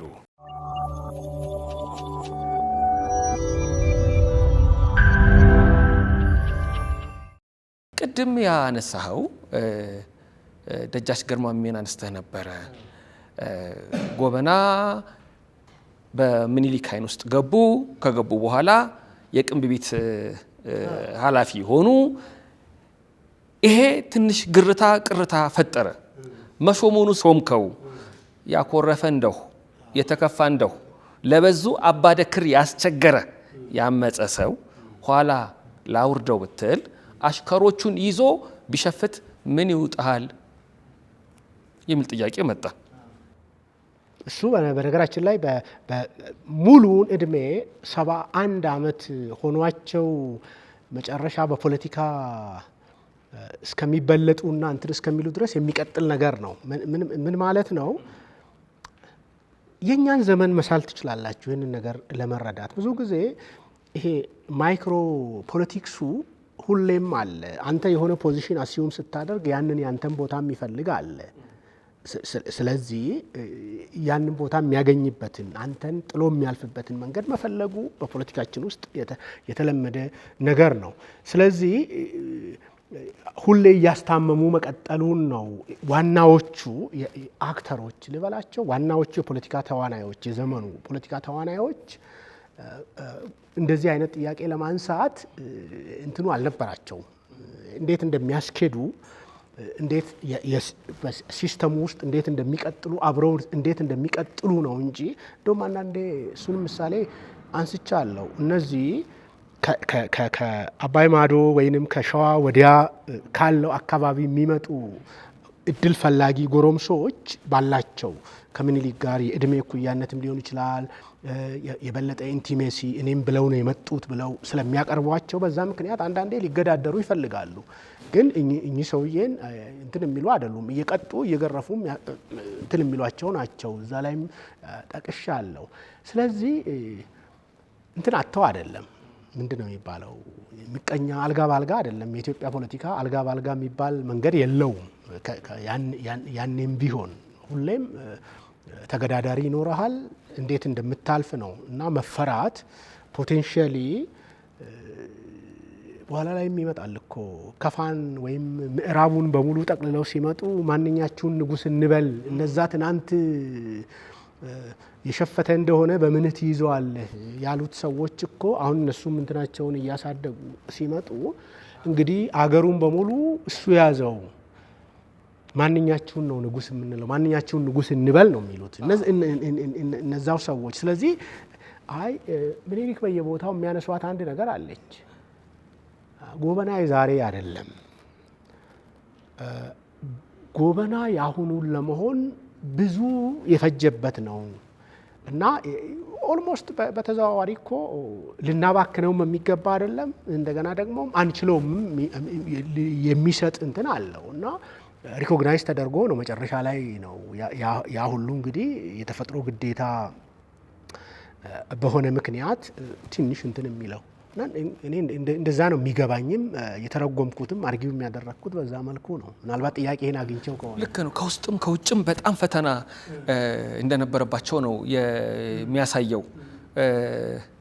ያ ራሱ እኔ እንደውም መጽሐፍን ሳነብ ከገቡኝ ነገሮች መካከል አንዱ ይገርማል ነው። በቃ ዙሪያው ተቃውሞ እያለ ዙሪያ ጥያቄ በበዛበት ጊዜ ራስ ጎበናን እቅርብ ማድረግ ቀላል ነገር አልነበረም። ሁለት ራስ ነበራቸው አጼ ምኒልክ፣ ራስ ዳርጌና ራስ ጎበና። ራስ ጎበና ከትንሽነት ተነስተው ትልቅ ደረጃ የደረሱ ማንም ሰው ልብ ብሎ የማይቆጥራቸው የነበረ ሰው ነው። ደምና አጥንት ከተቆጠረ ማለት ነው። እና የንጉሱንም አርቆ አስተዋይነት ከተመዘነባቸው አጋጣሚዎች መካከል በነገራችን ላይ በየምክንያቱ እላለው እኔ የአጼ ምኒልክ ትልቁ ችሎታ እኔ ማድመጥ መቻላቸው ሳይሆን አይቀርም። ከበፊቱም ከልጅነትም ጀምሮ ሽማግሌዎችን የመስማት ምናልባትም እንደው በምክር ከግራ ከቀኝ ሀመር የመደረግ እንደ ሁሉን ነገር ከላይ ለመጫን ወይንም የማዘዝ ሳይሆን የማዳመጥ አይነት ምናልባት እንግዲህ የተወለዱበትም ነባራዊ ሁኔታ ያደጉበትም በኋላ ላይ የገጠማቸውን ፈተና ምናልባት እንደዛ ሊሆን ይችላል። እኔ የማዳመጥ የሽማግሌዎችን ቃል የማዳመጥ በኋላም ከፍ ሲሉ ደግሞ ትክክለኛ ሰው መምረጥ የመቻል ከማጋ መዝለቅ የመቻል እንትናቸው ይመስለኛል። እዚህኛው መጽሐፍ ላይ ጠቅሼዋለሁ አይደለም። ለአንድ ልጅ እንኳን ያላበቃቻቸውን ጣይቱን የሙጥኝ ብሎ መቀጠላቸው ምናምን እስከ ማለት አድርሶኛል። ማለት በእኛ ሀገር ሴት ልጅ አልወለደችልህም ወይም አንዲት ሴት የመጨረሻ ጭንቀቷ በትዳሯ ውስጥ ልጅ ማፍራት ነው አይደለ? አብራው ከምትኖረው ወንድ ጋር ለመቀጠል ትልቅ እንትን አለው። ያን ሁሉ ሰው መረጣቸው ማለት ነው ባጭሩ። ስለዚህ ከጎበና ጋርም የሚያዛልቃቸው ይሄ ነው። እንደ ፕሬዠሩ አይደለም። ፕሬዠሩ ምናልባት ርዕስ ካለቀቅ ይሄ ከሰሜን የሚመጣው አሁን ሸዋ እዚህ ጋር ራሱን እንደ ባላገር ነው የሚቆጥረው።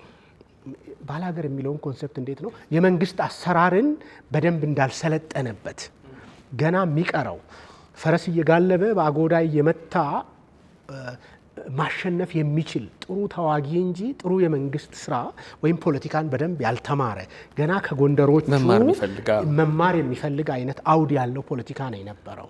ኢቨን እሱ ብቻ አይደለም፣ በጦር መሳሪያም ዘመናዊ የጦር መሳሪያ መቼም መምጫ መንገዱ ቀይ ባህር አይደለም ሩቅም ቢሆን እና ነፍጥ መተኮስ የሚችለው ከዛም የሚመጣው ነው፣ እዚህ ያለው አይደለም። ስለዚህ እነዚህ ከቅድም እንዳልኩት ከሸዋ ወዲያ የሚመጡት ሰዎች የመንግስት አሰራርን በተለምዶ ጎንደሬዎች ናቸው የሚባሉት። ከጎጃም የሚምጣ ከወሎ የሚምጣ ከፕሮፐር ጎንደር የሚምጣ ጎንደሬዎች ይባላሉ። እና እነዚህ ሰዎች እንደው አራኪ ፈጣሪ የመሆን አይነት እንትን አላቸው፣ ስነ ልቦና አላቸው። እንዳለመታደል ሆኖ ደግሞ ኦሮምኛ አይችሉም። እዚህ ሸዋ ፖለቲካ ውስጥ ለመጫወት በደንብ ለመጫወት ኦሮምኛ አይችሉም። ስለዚህ ገና ለሚቀጥሉት 20 ዓመት 10 ምናምን ዓመት መጠበቅ ነበረባቸው አራጊ ፈጣሪ ለመሆን። በኋላ ላይ ያመጣዋለሁ። አራጊ ፈጣሪ ለመሆን እንትን መጠበቅ ነበረባቸው። እና እኔ እዚህም ጋር እነዚህ ልጆች ኳሊቲያቸው የተፈለገው በኋላ ላይ የኢትዮጵያን ዕጣ ፈንታ የወሰኑትን ለምሳሌ የአጼ ምኒልክን የአጼ ኃይለሥላሴን አባት ምንም እንኳን ከማዶ ባይሆኑ እሳቸውና የእሳቸው አቻዎች ለምሳሌ የብጡል ልጆችን ማሰብ ይቻላል። የጣይቱን ወንድሞች፣ ሌሎችም እንደዚሁ በጣም ትልልቅ ሰዎች በወጣትነታቸው ነው የሚኒሊክ የእድሜ ተቀራራቢ እዚህ ይመጣሉ። አንኮበር በኋላ ላይ እንግዲህ አንኮበር እያልኩ ሳወራ አንኮበር እንደው ሲምቦሊክ ነው እንጂ አንዳንዴ ነዋሪ ሊሆን ይችላል፣ አንዳንዴ ወራይሉ ሊሆን ይችላል፣ አንዳንዴ ፍቅሬ ግንብ ሊሆን ይችላል እያለ እዚህ ሸዋ ከተሞች አሉ። እዚህ መጨረሻ ላይ እዚህ እንጦጦ ላይ እስኪያርፉ ድረስ ማለት ነው። እና በዚህ እንቅስቃሴ ውስጥ እነዚህ ሰዎችን የያዙበት መንገድ እና ጎበና በውትድርናው እንዴት እንደሚያሰለጥኑ እነዛኞቹን ደግሞ ስለዚህ እዚህ አጣብቅኝ ውስጥ ነው ምኒልክ ሁለቱን ማህበረሰብ ከሰሜን የሚመጣ የፖለቲካ አስተሳሰብ አለ፣ ከዚህ በኩል ያለው በውትድርናው የተካነው ምናልባትም በጎበና የሚወከለው ማህበረሰብ አለ እና እነዚህን ሁለቱን እንዴት አስታርቀው እኔ በኢትዮጵያ ታሪክ ውስጥ የዛን ዘመን ያህል በጣም ጉልበተኛ ሆኖ ብዙ ግዛቶችን በፍቅርም ይሁን በግድም ይሁን በውድ ወደ መሃል መሰብሰብ የቻለ በኋላ ላይም እንግዲህ ብዙ እርግማን ያተረፈ የምርቃኑን ያህል ማለት ነው። ታውቃላችሁ ይሄ የአደባባይ ሚስጥር ስለሆነ ዘመን የለም። ስለዚህ እዚህ ጋር የሰውየውን የንጉሠ ነገሥቱን በኋላ ንጉሠ ነገሥት የሚሆኑትን ማለት ነው ሰው የማድመጥ ክፉ ቀን ሲመጣም ሸብረክ ብሎ የማሳለፍ እንትናቸው አይገርምም እንዴ? ማለት የማይችሉት ጉልበት ሲመጣ አሁን የአጼ ዮሐንስ ጉልበት ሲመጣ ወታደሮቻቸው በሙሉ ወይም መኮንኖቻቸው በሙሉ ንቅጠም ይለይልን ምናምን ሲሉ እሳቸው ሸብረክ ነው ያሉት አይደለም። ምንድነው ሲሆን ተከናነብ ሳይሆን አጣፋው ማደግደግ ምናምን ነገር የሚሉት ነገር ይሄ ማለት ነው። በቃ እንዴት ታደገድጋለህ ባይሆን እንትን በል እንጂ ምናምን እስኪሉ ድረስ እና ይሄ እኔ ብቻቸውን የሚኒሊክ የብቻ የአንድ ሰው ጭንቅላት አይደለም። ዙሪያ ያሉ ሰዎች ራይት ፐርሰንን ይሄንን ነገር ከፈለግን ለበጎ ልንተረጉመው እንችላለን፣ ከፈለግን ገልብጠንም ልንተረጉመው እንችላለን። አንድም ማንክደው ነገር ግን የሰውየውን ጥንካሬ ነው። ያ ጥንካሬ ደግሞ የአንድ ነፍስ የአንድ ስጋ ጥንካሬ አይደለም። እንትን መሰብሰብ መቻልን ነው። ትክክለኛ ለኔ ይሆነኛል፣ ለኔ የፖለቲካ ዓላማ ይሆንልኛል የምትለውን ሰው የመሰብሰብ ምናልባት እዚህ ጋር እንደው ሌላ ነጥብ ሳታነሳ ላሰምርበት የምፈልገው እኔ እስከ መረጃዎች ፈቅደውልኝ እስከ ሄድኩ ድረስ የጎበናና የሚኒሊክን ግንኙነት ያለቃና የምንዝር አድርጌ ለመሳል ተቸግሬ ያለው መጽሐፎቹም ላይ እንደዛ ነው የምለው። ስለዚህ ጎን ለጎን ሁለት ትልልቅ ማህበረሰብን ወክለው ጎን ለጎን የተጫወቱ ሰዎች አንዱ የፖለቲካ ክንፉን አንዱ ወታደራዊ ክንፉን ቅድም ማህበረሰቡንም የሳልኩበት መንገድ አለ። ፖለቲካው ከላይ ይመጣል፣ ውትድርናው ከዚህ ይመጣል። የሁለቱ ጋብቻ በጎ ነገር አተረፈ፣ መጥፎ ነገር አተረፈ እንደየፖለቲካ አመለካከታችን እንደየ ከዛ እንዳተረፍ ነው ወይም እንደንትናችን ሊለያይ ይችላል። ግን ጎን ለጎን የሄዱ ሰዎች አድርጌ ነው የምስለው። ምናልባት ያቺ 20 ዓመት ብልጫ ቀድሞ ማርጀትን ቀድሞ ከትወናው ዓለም ከፖለቲካ ትወናው ዓለም እንትን መባልን አስከትላ ሊሆን ይችላል። በጣም ጥሩ ነው። እንዳልከውም መጽሐፍ ላይም ተጠቅሷል። ሪቻርድ ግሪንፊልድ ልክ እንደ ቀንበር በጋራ በዘመኑ የነበረውን ፈተና ለሁለት ተሸክመውታል ቀንበሩን ብለው የሚያምኑ ጸሐፍትም አሉ። አሁን ካነሳነው ነጥብ ጋር አጼ ምኒልክ ልጃቸውን ለጎበና ልጅ መዳር መቻላቸው፣ ለወዳጆ ጎበናን መዳር መቻላቸው ራሱ እንደዚህ አሁን እቴጌ ጣይቱን አለ ምክንያት ያን ሁል ጊዜ አብረው አልቆዩም። ልጅ ሳይኖራቸው ምን እንግዲህ እንደ ፖለቲከኛ ነው የታሰበው። ስለዚህ እዚህ ጋም ንጉሱ ከተራ ቦታ ተነስቶ ትልቅ ጦረኛ ለሆነ ሰው ልጅ መዳር መቻል አንድ የሚናገረው ነገር እንዳለ እንደው ከ200 ዓመት በኋላ ከ150 ዓመት በኋላ ኢትዮጵያ ውስጥ ሊመጣ የሚችል የፖለቲካ ንፋስ ለማርገብ የመሞከር ነገር ሁሉ ይታያል በሁለቱ ግንኙነት። አዎ አንዳንድ ቦታ ላይ እኮ መጨረሻ ላይ አመጣዋለሁ እንዲህ አስበናል ምን ይሻላል ተብሎ ይጠየቃል ጎበና። አይ ለመንግስታችን ከበጀማ ምን አለ ነው የሚሉት። ይሄ አንድ እንትን ነው። ሌላኛው እነዚህ ሰዎች እኔ እውነቱን ለመናገር ምናልባት በጣም አጋንኘው ሊሆን ይችላል የኢትዮጵያን እጣ ፈንታ በራሳቸው እድሜ ልክ ገድበው አይደለም የተመለከቱት። ስሜታዊ አልነበሩም። የወደፊቱን ምን ሊሆን እንደሚችል ሁሉ ሲፈሩ የሚታይበት እንትን አለ። ሁለቱም ጋር ነው ይሄንን ማነበው።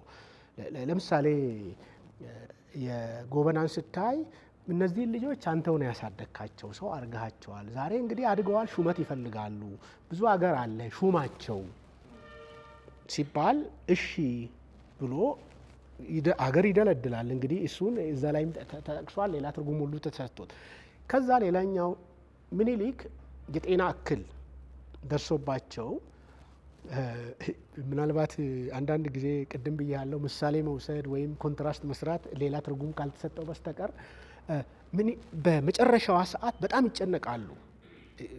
ምን ማለት ነው? ይሄንን የሰራነውን ሀገር ስለመቀጠሉ ዋስትና አልነበራቸውም። ምን ማለት ነው? ኮትኩቶ ያሳደጉት የአብራክ ክፋይ የደረሰ ልጅ የላቸውም። ዓለም አቀፍ ሁኔታው ያንን እንትን የሚል አይደለም። ከግራ ከቀኝ የሚመጡ የሚያስፈሩ ነገሮች አሉ። እሳቸው በህይወት እያሉ ነው አይደለም 3 ትላልቅ የዘመኑ የቅኝ ግዛት ባለቤቶች ውል የሚፈራረሙት እንዴት ይሄን በአየር ላይ እንዴት ይሄንን ግዛት እንደሚከፋፈሉት። ኢንሲደንትሊ ሰሞኑን ተመሳሳይ ዜና ሰምቻለሁ።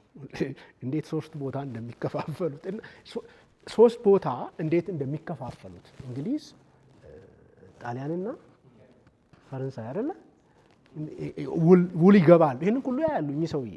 እንደገና የእድሜ ጉዳይ የጤና ጉዳይ እንትን አለ።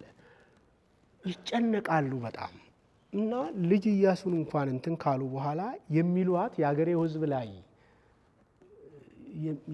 ምንድነው የሚሰጡት አደራ የሚረግሙት እርግማን አንድ በሀገሩ የነገ ዕጣ ፈንታ ላይ ኮንፊደንት የሆነ ሰው እንደዛ አይነት ነገር አይናገርም እና የሚፈሩት ነገር አለ ማለት ነው ሁለቱም። ስለዚህ እኔ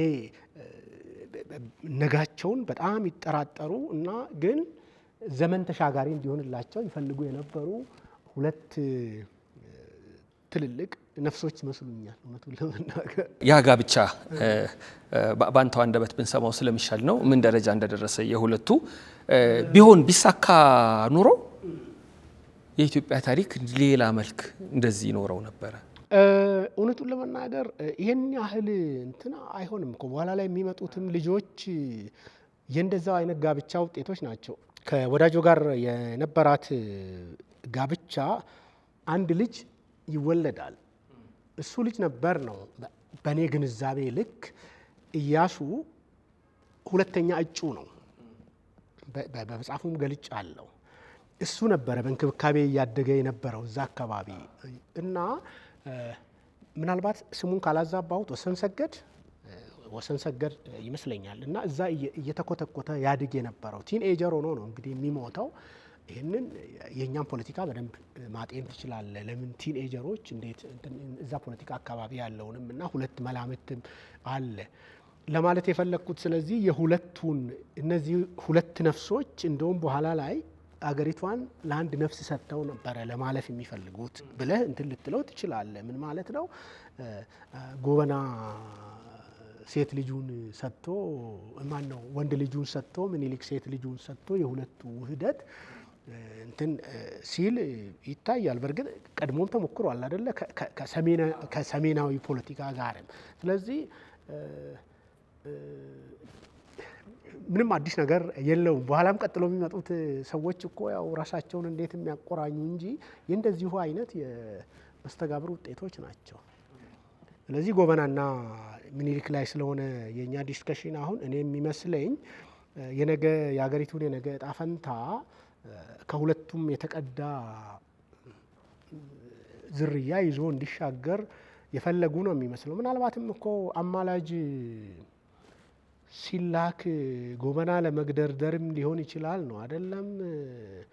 ወይም በቃ ልጆቹ ሁለቱም ቀበጦች ናቸው፣ ይህንን የምትሉትን ነገር አይሸከሙም የሚል እንትን ሁሉ ፍራቻ ነበረ። ማለት በዚህም በኩል ያለችዋ ሴት ልጅ እና አትመጥንም አይነት ቀበጦች ናቸው የሚል እንትን ሁሉ አለበት። ግን ባጭሩ ያንተን ጥያቄ ለመመለስ ያክል እነዚህ ሰዎች በዛሬ ብቻ አይደለም ለመቆራኘት የፈለጉት እና የሀገር ዕጣ ፈንታ እንዳቆራኙ ሁሉ ሁለቱ ልጆቻቸውንም አቆራኝቶ ለመቀጠል ነበር የፈለጉት። ያው ጋብቻው እንዴት እንዳለቀ ያ የተወለደውም ልጅ እንዳላደገ በ10ዎቹ እድሜው እንደሞተ ከዛ እሱ ሲሞት ነው እንግዲህ ከሌላኛው ጋብቻ ከሌላኛው ልጅ ደግሞ የሚወለደው ልጅ እንደገና ተፈልጎ በፊት በሌላ ማህበረሰብ በሌላ ምናልባት ከርዕስ እንዳልወጣ እንጂ ሙሉ በሙሉ ከዚህ አውድ ውጪ በሆነ በሌላ ባህል በሌላ አስተሳሰብ ውስጥ ያደገ ልጅ አምጥተው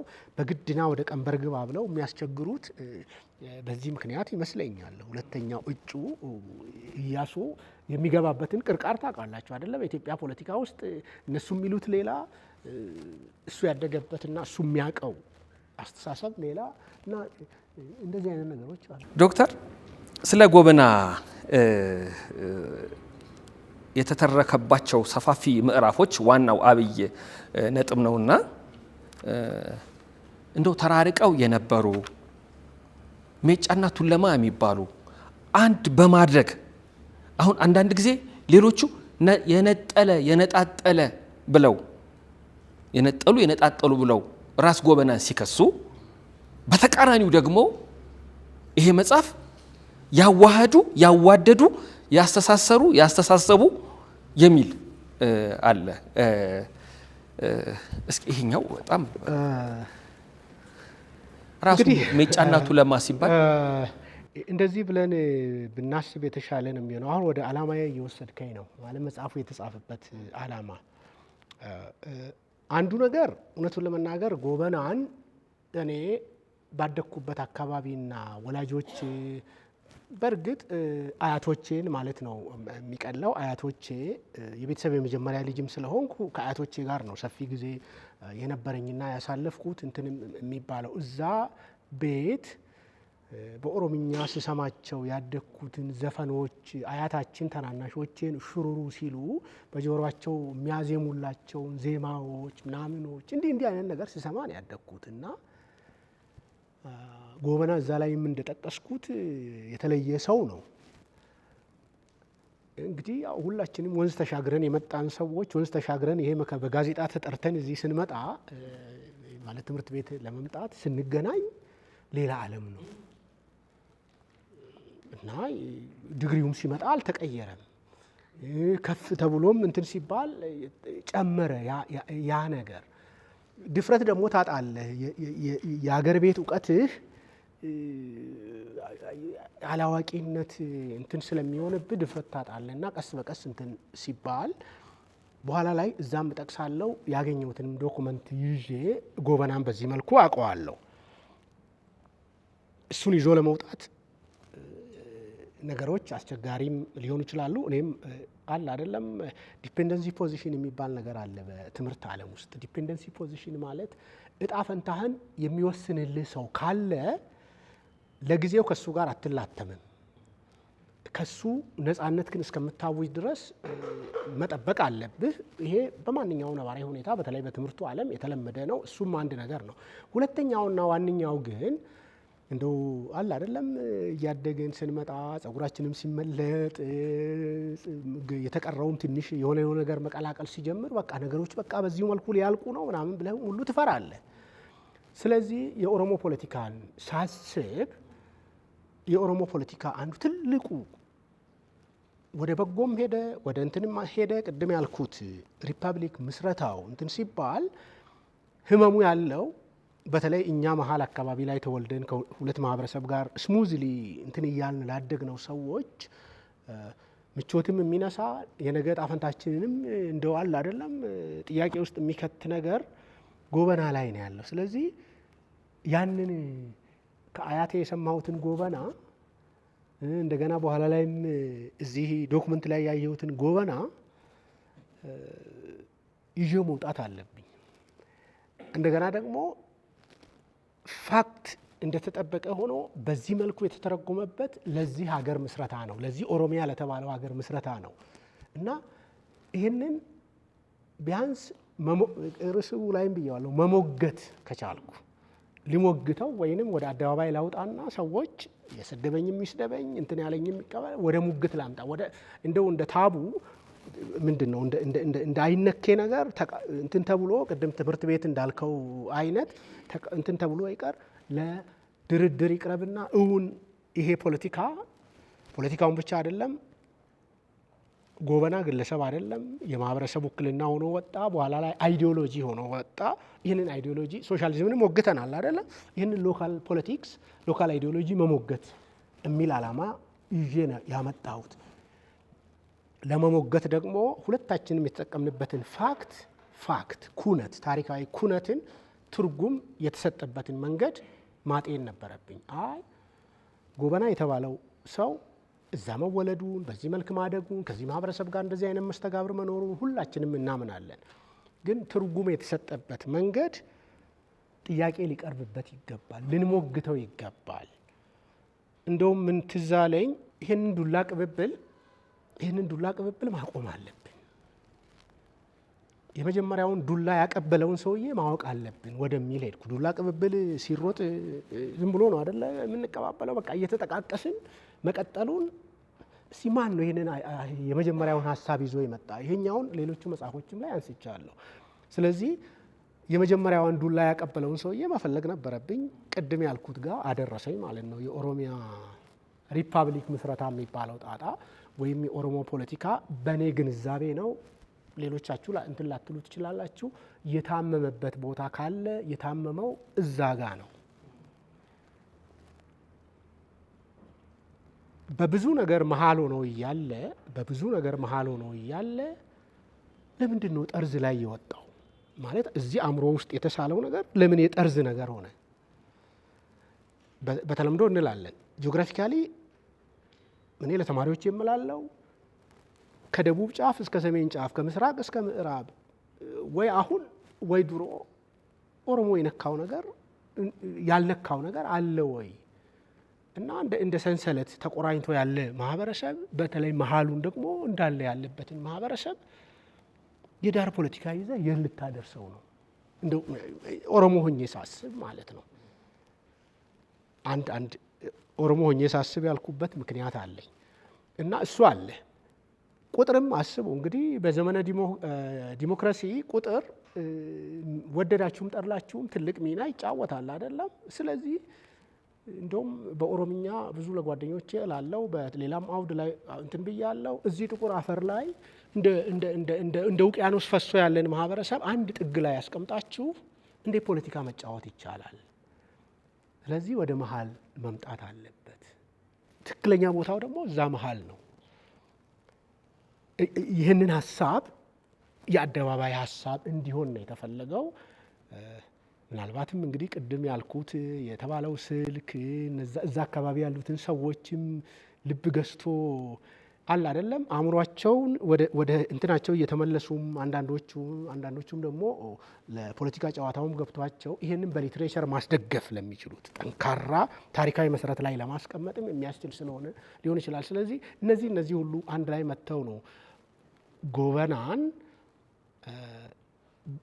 እንግዲህ ከጎበና ጋር የተያያዙ መዓት የሚያስፈሩ ነገሮች አሉ። እነዛን የሚያስፈሩ ነገሮች እኔ ምንም የማጣው ነገር የለኝም። እዛ ላይ መጽሐፉ ላይ ጠቅሻለሁ።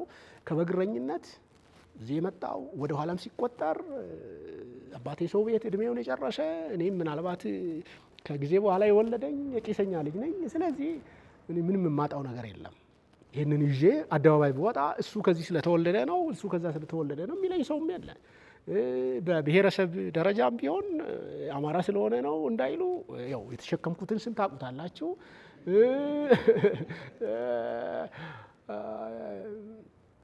ጎበና ነው እንዳልባልም ብዙም እንትን የማጣው ነገር ስለሌለ አስተዋጽኦ ማድረግ ያን ነገር ይሄ ስታብሊሽ የተደረገውን ነገር መሞገት የሚል ሀሳብ ብቻ ነው። እንደው ለጥጬው ከሆነ እንትን ይቅርታ ጠይቃለሁ።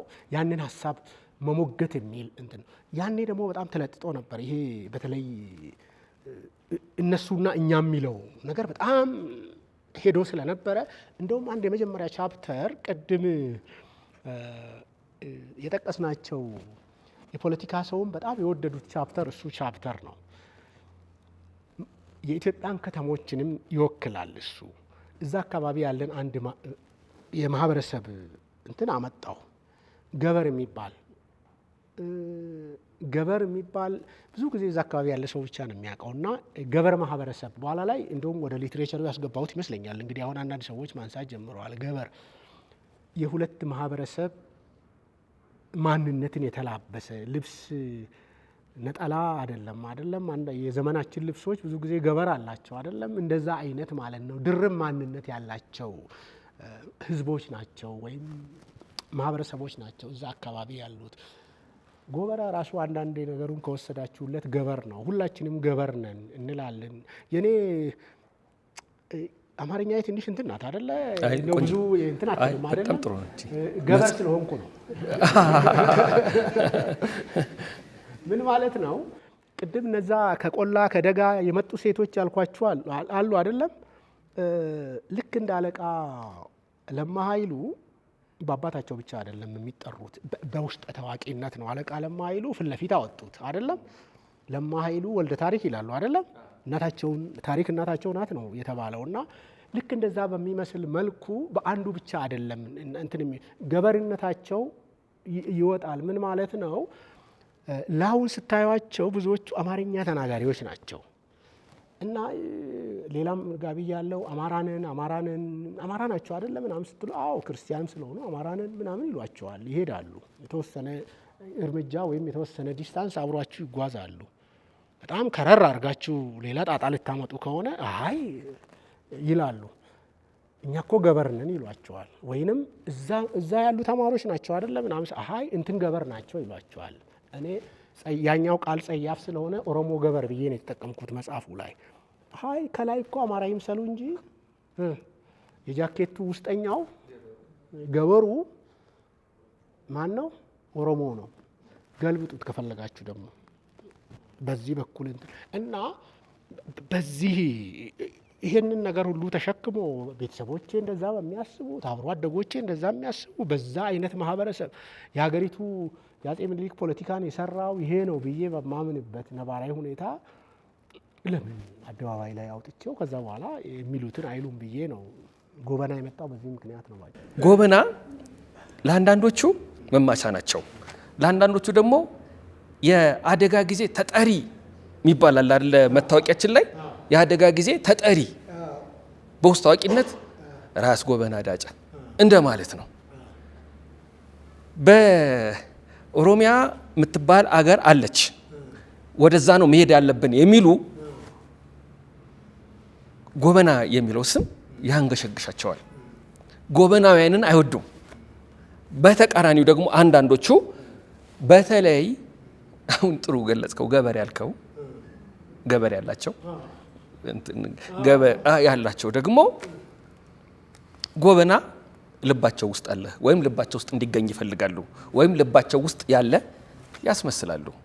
ጎበና አሁን በአንተ መጽሐፍ ምክንያት ብዙ ንትርኮችን አይቻለሁ፣ ቁጣዎችን፣ ነቀፌታዎችን። እንኳንስ አንተ ይቅርና እኔ ራሱ እንደው ጎበና ላይ ማውራት ተገቢ ነው በዚህ ጊዜ ተብያለሁ።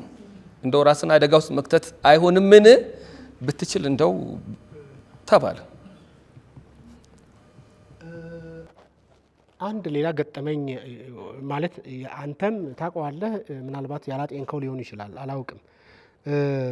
ምናልባት እንግዲህ ይሄም ስም ስላለ ሊሆን ይችላል። ቅድም ባልኩት እኔ በእኛ ሀገር ፖለቲካ ውስጥ ምናልባት በጣም የጅምላ ድምዳሜ እንዳይሆንብኝ ይፈራለሁ እንጂ ዱላ የሚበዛብህ የሆነ ነገር አገኘ ተብሎ ሲታሰብ ነው። የሆነ ነገር አገኘ፣ የሰው የሆነ ነገር አገኘ ተብሎ ሲታሰብ ነው። እኔ እንደ ደቻሳ የወር ደሞዝ ነው የማገኘው። ተማሪዎች ፊት ቆሜ ወደ ቤት ነው የሚሄደው። ምንም ያገኘሁት ነገር የለም ከዚህ እንትን ኢቭን ሮያሊቲ እንኳን ቅርብ ጊዜ መጥቶ የሆነች ነገር ጃኬት የምትገዛ ብር ነው የወረወረልኝ እንጂ ከዛ ውጪ እኔ ከዚህ መጽሐፍ ምንም ያገኘሁት ነገር የለም። ምንም አልተጠቀምኩም። በጣም በሚገርም ሁኔታ ይሄን መጽሐፍ ደውለው ቆይ እኛ ታዲያ ምን አንተ የምትለው እንደዚህ እና ታዲያ እኮ አገሪቱን የሰራውን ሰውዬ ምንድን ነው የሚሉን እነዚህ ሰዎች ምናምን ያሉኝ ሰዎች አሉ። ከውጭ ሁሉ ኢቭን ገና እኔ እውነቱን ለመናገር እስካሁን ድረስ ጎበናን ከመጀመሪያው ገጽ እስከ መጨረሻው ገጽ አንብቦ አፉን ሞልቶ የተሟገተኝ የሰደበኝም ሰው የለም። እርሱን ገና ሲያዩ ብዙ የጻፉ ሰዎች አሉ። አንብቦ ከጨረሱ በኋላ ብዙዎቹ ታዲያ እንደውም ሌላኛው ሰው ሳይሆን አገሪቱን የሰራው ይሄኛው ሰውዬ ነው ወደሚል እንትን ነው። እንደውም በሌሎቹ ዘመዶቼ ደግሞ ትንሽ የሚያስቆጣ አይነት ማይንድ ሴት ሁለተኛው መጽሐፍ ላይ ያለው ርዕስ ማለት ነው። ከሪፐብሊኩ ወደ ኩሻዊቱ ወደሚወስደው አይነት እሳቤ በቀጥታ ዘለው የሚገቡ የእድሜ ታናናሾች፣ ምናልባት የተማሪዎች ኩያ፣ ምናልባትም የኔም ኮንቴምፖራሪዎች እንደዛ አይነት ነገር ይዘው እስኪመጡ ድረስ ሄደዋል። ስለዚህ እውነቱን ለመናገር ፖለቲካውም አካባቢ ያሉት ሰዎች ዌልካም ብለውታል። እኔ እስከሚገባኝ ድረስ ዌልካም ብለውታል። ግን እነሱ የሚያገኙትና የሚያጡት ነገር አለ። እንደኔ አይደለም። እኔ ምንም የማጣው ነገር የለም። እነሱ ግን ብዙ የሚያጡት ነገር አለ። ይህንን ርዕስ ይዞ አደባባይ መውጣት አሁን የሚያጡት ነገር አለ። ምን ማለት ነው? ፖለቲካ ትርፍ ኪሳራ እየተሰላ ነው አይደለም የሚካሄድበት።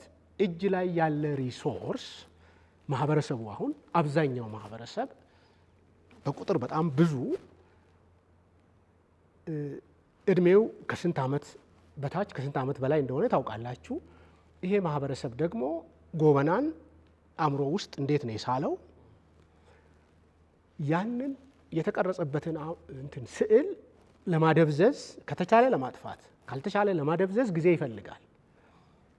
የስልጣን እድሜ ደግሞ እንትን ይላል አይደለም፣ አደጋ ውስጥ ሊገባ ይችላል። ስለዚህ እነዚህን እንትኖች ትርፍ ኪሳራ ተሰልተው ዝም ተባሉ እንጂ እውነቱን ለመናገር እንግዲህ እኔ ከሞላ ጎደል ብዙዎቹ በስም እንኳን በእንትን በአካል የማያውቁኝ መልእክት ሁሉ ልከውብኛል።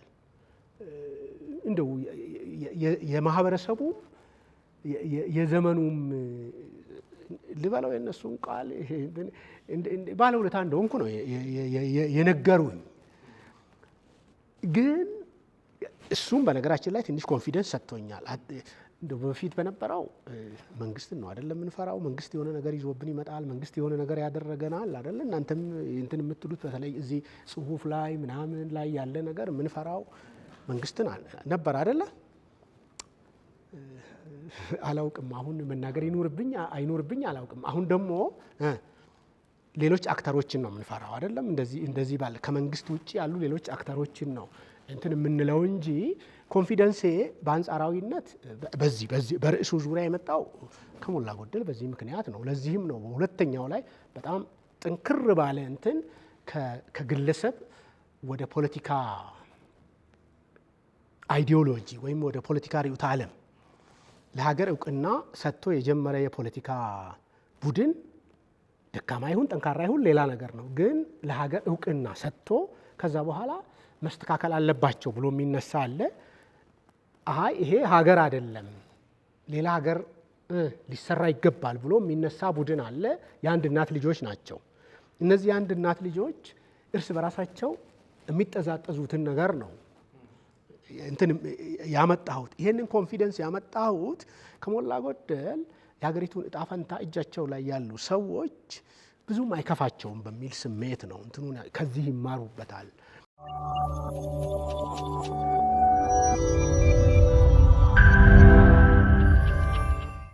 እዚህ መጽሐፍ ላይ ወሳኝ ስለሆነች ኦሮሚያ የምትለዋ ነገር መቀንቀን ከጀመረች በኋላ ነው። ኦሮሚያ የሚለው ቃል መች መጣ? እንዴት መጣ? ምክንያቱም ፕሮፌሰር ጌታቸው ኃይሌ አንድ ጽሁፋቸው ላይ ያ ማለት አገር ነው አሉ። ኤርትሪያ፣ ኬንያ፣ ሶማሊያ፣ ኢትዮጵያ ያ ማለት ሀገር ነው። ኦሮሚያ ማለት ራሱ ኦሮሚያ የኢትዮጵያ አቻ እንዲሆን የመጣ ነው። ከዛ በፊት ግን ይለናል ያንተ መጽሐፍ ኦርሲኒያ የሚባል ነገር በ1840ዎቹ አካባቢ አንድ ጀርመናዊ ኮይን አድርጎ ነበር። ኦርማንያ ነው የሚለው ኦርማንያ ነው የሚለው እነሱ እንግዲህ የመጡበት እሱም በጣም ሰፊ ሌላ እንትን ነው የሚፈልገው። ምን ማለት ነው? ብዙ ጊዜ ሚስዮናውያን ወደዚህ ሲመጡ አንዳንዶቻችን የእነሱ የትምህርት ውጤት ልንሆን ስለምንችል ይቅርታ ይደረግልኝ፣ ብዙ ጊዜ ኢትዮጵያ ውስጥ ሃይማኖት ከአናት ወደ ታች ነው ማለት ቤተ መንግስት መጀመሪያ ወይም እንትን አካባቢ ወይንም ለተማሪዎችም ሳስተምራቸው የማህበረሰቡ ተወካይን ነው መጀመሪያ ማግኘት የምትችሉት። ዝም ብሎ ዘው ብሎ ህዝብ መሀል አይገባም።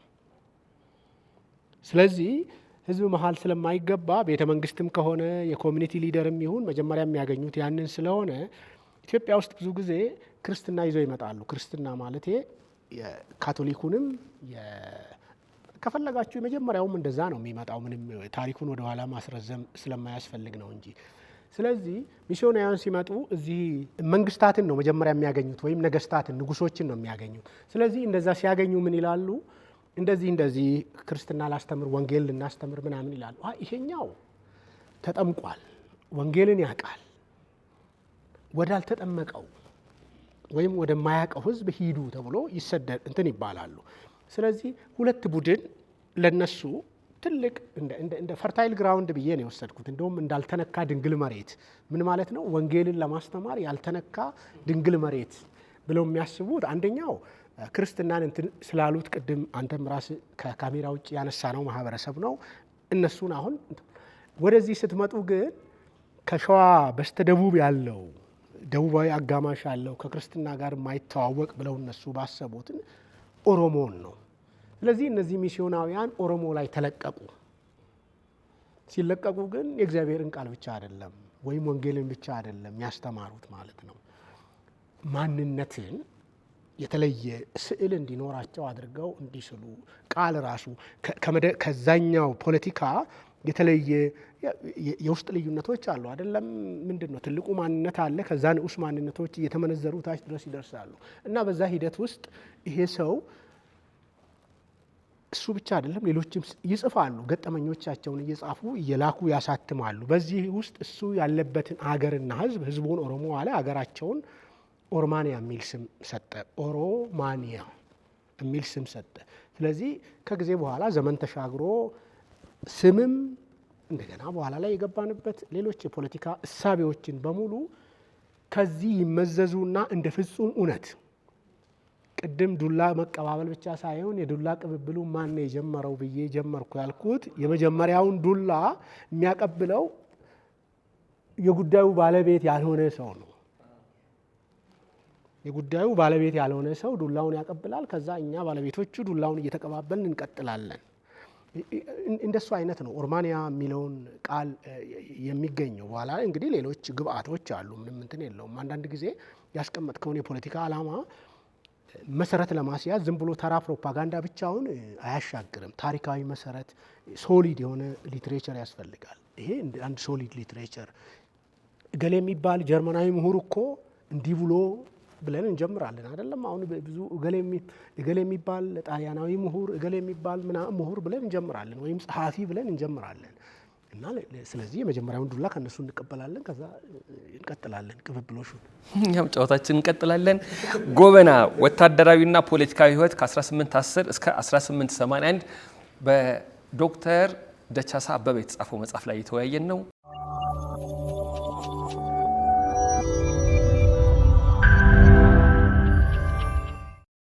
ጎበና ለረጅም ጊዜ ስሙም ይሁን መንፈሱ ከዚህኛው ከኛ ትውልድ በጣም ርቆ ነው የሰነበተው እና ላይ እሱን እንዴት ነው ማየው የነበረው እንደ ተዳፈነ ፍሙ የሆነ ነገር ያበስላል። ነገር ግን ለጊዜው ያ የታሰበው ነገር ስለደረሰ ለምሳሌ ወጥ ነው እንበል፣ ወጡ በስሎ ደርሶ ከዛ በኋላ ሙቆ ሊበላ ሊፈለግ ይችላል። ልክ እንደዛ ሲፈለግ ፍሙ ይገለጥና ወጡ እንደገና ተንተክትኮ እንበለዋለን። እንደዛ የቆየ ነው የሚመስለኝ እኔ የጎበና ነገር ጠፍቶ የሚጠፋ መስሎ አይታየኝም ነበር። ለመጀመሪያ ጊዜ እኔ ጎበናን በልጅነት ከሚወራው እዚህ ሸዋ ውስጥ ስለሆነ የኖርኩኝ እኔ አዲስ አበባን ሸዋ ነው በማለት ማለት ነው። ደብረ ሊባኖስ ሲሄድ የራስ ጎበና ዳጬ መካነ መቃብር አየሁኝ። እንዴ ጎበና እዚህ ነው እንዴ የተቀበረው ምናምን ብዬ በመገረም በልጅነት ነው ያየሁኝና ከዛ በኋላ ስለ ጎበና በትንሹ የሰማሁትን ነገር ለማዳበር ነው ብዙ የጣርኩኝ። እንዴ ጎበና እንግዲህ አሁን ያኔ አላቅም አያቶች ሲነግሩኝ በጣም ፕሬስቲጂየስ ነበረ። ደብረ ሊባኖስ መቀበር ማለት ትልቅ ነገር ነው። አሁን ስላሴ እንደመቀበር ማለት ነው። እና እንደዛ ግዝፈቱ በዛ ልክ ነው የታየኝ የራስ ጎበና። እና ከዛ በኋላ እንግዲህ ዶክተር ደቻሳ መተ ይሄን የመሰለ መጽሐፍ ሰተን እስክናነብ ድረስ በቃ ቅድም እንዳልኩ በአመድ የተሸፈነ ፍም ሆኖ ነው የሰነበተው። ይሄንን ስለገለጥክልን ፍሙን ገልጠ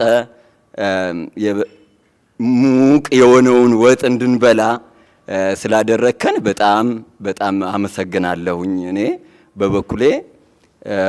ከዛ ውጪ ግን ለማለት የምፈልገው እስካሁን ያደረከው ጎበናም በዚህ መልኩ እኔ ተረድቼዋለሁ፣ እናንተም ደግሞ በዚህ በኩል ብታዩት መልካም ነው ብለነውና እኔ ራስ ጎበና በግለሰብነቱ ካደረገው አስተዋጽኦ ይልቅ ወደፊት በመንፈሱ ሊያደርገው የሚችለው በጣም ትልቅ ነው ብዬ ስለማስብ እንደ አስተያየት ይህን እንደ ፕሮጀክት ወስደ ብዙ ብትቀጥልበት በብዙ መልኩ ጎበናን እንደገና ሪዲፋይን ተደርጎ ወጣቱ አንተ በቀናነት የተረዳው ስለመሰለኝ በዛ መልኩ እንድንረዳ አስተዋጽኦ ቢቀጥል ብዬ ነው የማስበው። ከዛ ውጪ ቅድም እንዳረጌታ አንስቶታል፣ መጽሐፉ የለም። ጎበና ከፈረስ ጋራ ተነስ እንደገና እንደተባለው ደቻሳ ከጎበና ጋራ ናልን እንደገና ለማለት እወዳለሁ። አመሰግናለሁ። አስተያየት ነው ግን አንድ ይሄ በጣም ብዙ ሰዎች የተመሰጡባት ምናልባት አሁን ጠያቂያችን ሐውልቱ ላይ ተጽፋለች የምትባል አንድ አባባል አለች አይደለ? እሷ ናት በጣም ገላጭ የምትሆነው። ከሸዋ እስከ ምን ያቀናው አርበኛ ጎበና አባ ጥጉ ከዚህ አርፎተኛ ነው ያሉለት እንጂ አገር ከጂኖ አላሉትም የራሱ ዘመን ሰዎች። እና ምናልባት ያንን እንደገና ቅድም እንዳልከው ታሪክ በነገራችን ላይ የተዳፈነን ትናንት እንደገና ወደ ህይወት ማምጣት ይባላል። በተለምዶም ራሱ የጠፋን ትናንት ወይም የተረሳን ትናንት እንደገና ወደ ህይወት ማምጣት፣ ህይወት መዝራት ይባላል። እንግዲህ ለኮሜንቱ በጣም አመሰግናለሁ። ምናልባት ይህንን ፕሮጀክት ዝርያ ነን የሚሉ ወገኖችም እያነሳሱት ነው። እንግዲህ ከተሳካልን ሊገፉበት ይችላሉ። ምናልባት ይሄኛውን ስድቡን ፈርተው እንደኔ አይነት ራቁታቸውን ስላልቆሙ ፈርተው ዝም ያሉ ዘመድ አዝማድ ዝርያ የወረዱ ሶስተኛ ትውልድ ምናምን አሁን ትልልቅ ቦታ ላይ ያሉ ዲያስፖራውም አገር ቤትም ያሉ ሰዎች ይህንን ነገር አንስተዋል። አሁን እንዳልከው አይነት እንግዲህ ይሄ እኔ መረጃ የማቀበል ሀሳብ የማቀበል ኃላፊነት ብቻ ነው ሊኖርብኝ የሚችለው። እዛ ድረስ ቅድም እንዳልኩት መሄድ የሚችል አይነት ፐርሰናሊቲ ያለኝ አይመስለኝም። በጣም አመሰግናለሁ። በጣም በጣፈጠ ቋንቋ ዶክተር የገለጽክልን በጣም ደስ የሚል ነው። በጣም ደስ የሚል ነው በእውነት። በሁለቱም ሳይድ የጥግ ፖለቲካ ያለ ይመስለኛል። እንዴት ነው እማየው? በኢትዮጵያ የአስተዳደርም ሆነ የአገዛዝ ስርዓት ውስጥ የገባር ስርዓት፣ የርስተ ጉልት እና የጭሰኛ ስርዓት ነበረ። ይሄ ያለፍንበት ሊሆናል እና ልንክደው አንችልም። ይሁን እንጂ ይሄ የተቀነቀነው በ1950ዎቹ የጥግ ፖለቲካ ነው፣ በአንድ ሳይድ የተወሰደው ማለት ነው። እንደዚህም ሆኖ ደግሞ በሌላው ጎን ይህንኑ ስርዓት የሚያቀነቅነው አካል ሌላውን አላገለለውም ወይ? ስለዚህም አሁን ለአንድ አገር ግንባታ እንዴት ነው የምናቀራርበው? የማስታረቅ ፖለቲካው እንዴት ነው ሊሄድ የሚችለው የሚል ጥያቄ ነው ያለኝ። በጣም አመሰግናለሁ። እውነቱን ለመናገር ጥያቄው ተገቢ ጥያቄ ነው።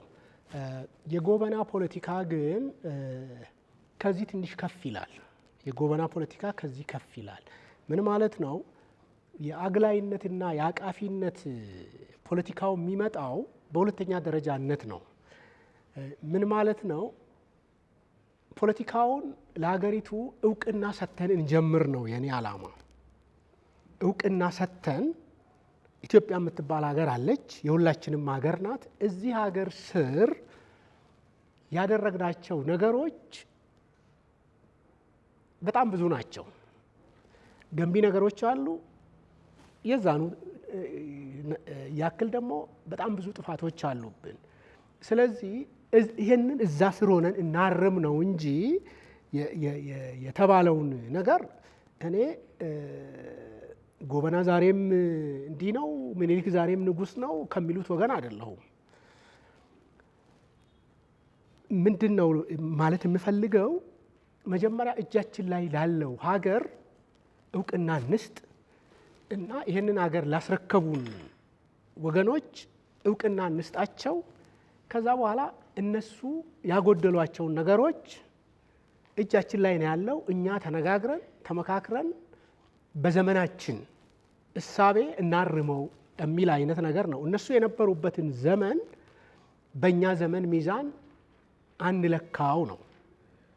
እነሱ የነበሩበት ዘመን አለ አይደለ? አሁን የምንቸገረው ብዙ ጊዜ እነሱ የነበሩበት ዘመን አለ፣ እኛ ሌላ ዘመን አለን። አሁን እነሱን አምጥተን ዛሬ ላይ እያደረግን ነው የምንተቻቸው።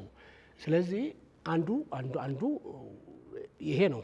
ዘመናችንን በዘመናችን ልክ እናስብ፣ እውቅና እንስጣቸው። እውቅና ስንሰጣቸው መልአክ ናቸው ብለን እኮ አይደለም እንዴ። ስርዓቱን ዘመኑን ማሰብ እንችላለን እኮ እንዴ።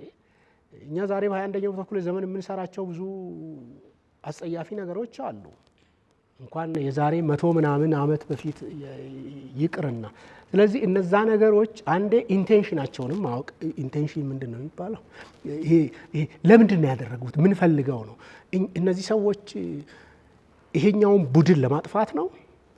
ያኛውን ቡድን ለማኖር ነው? ወይም እንዲህ ለማድረግ ነው?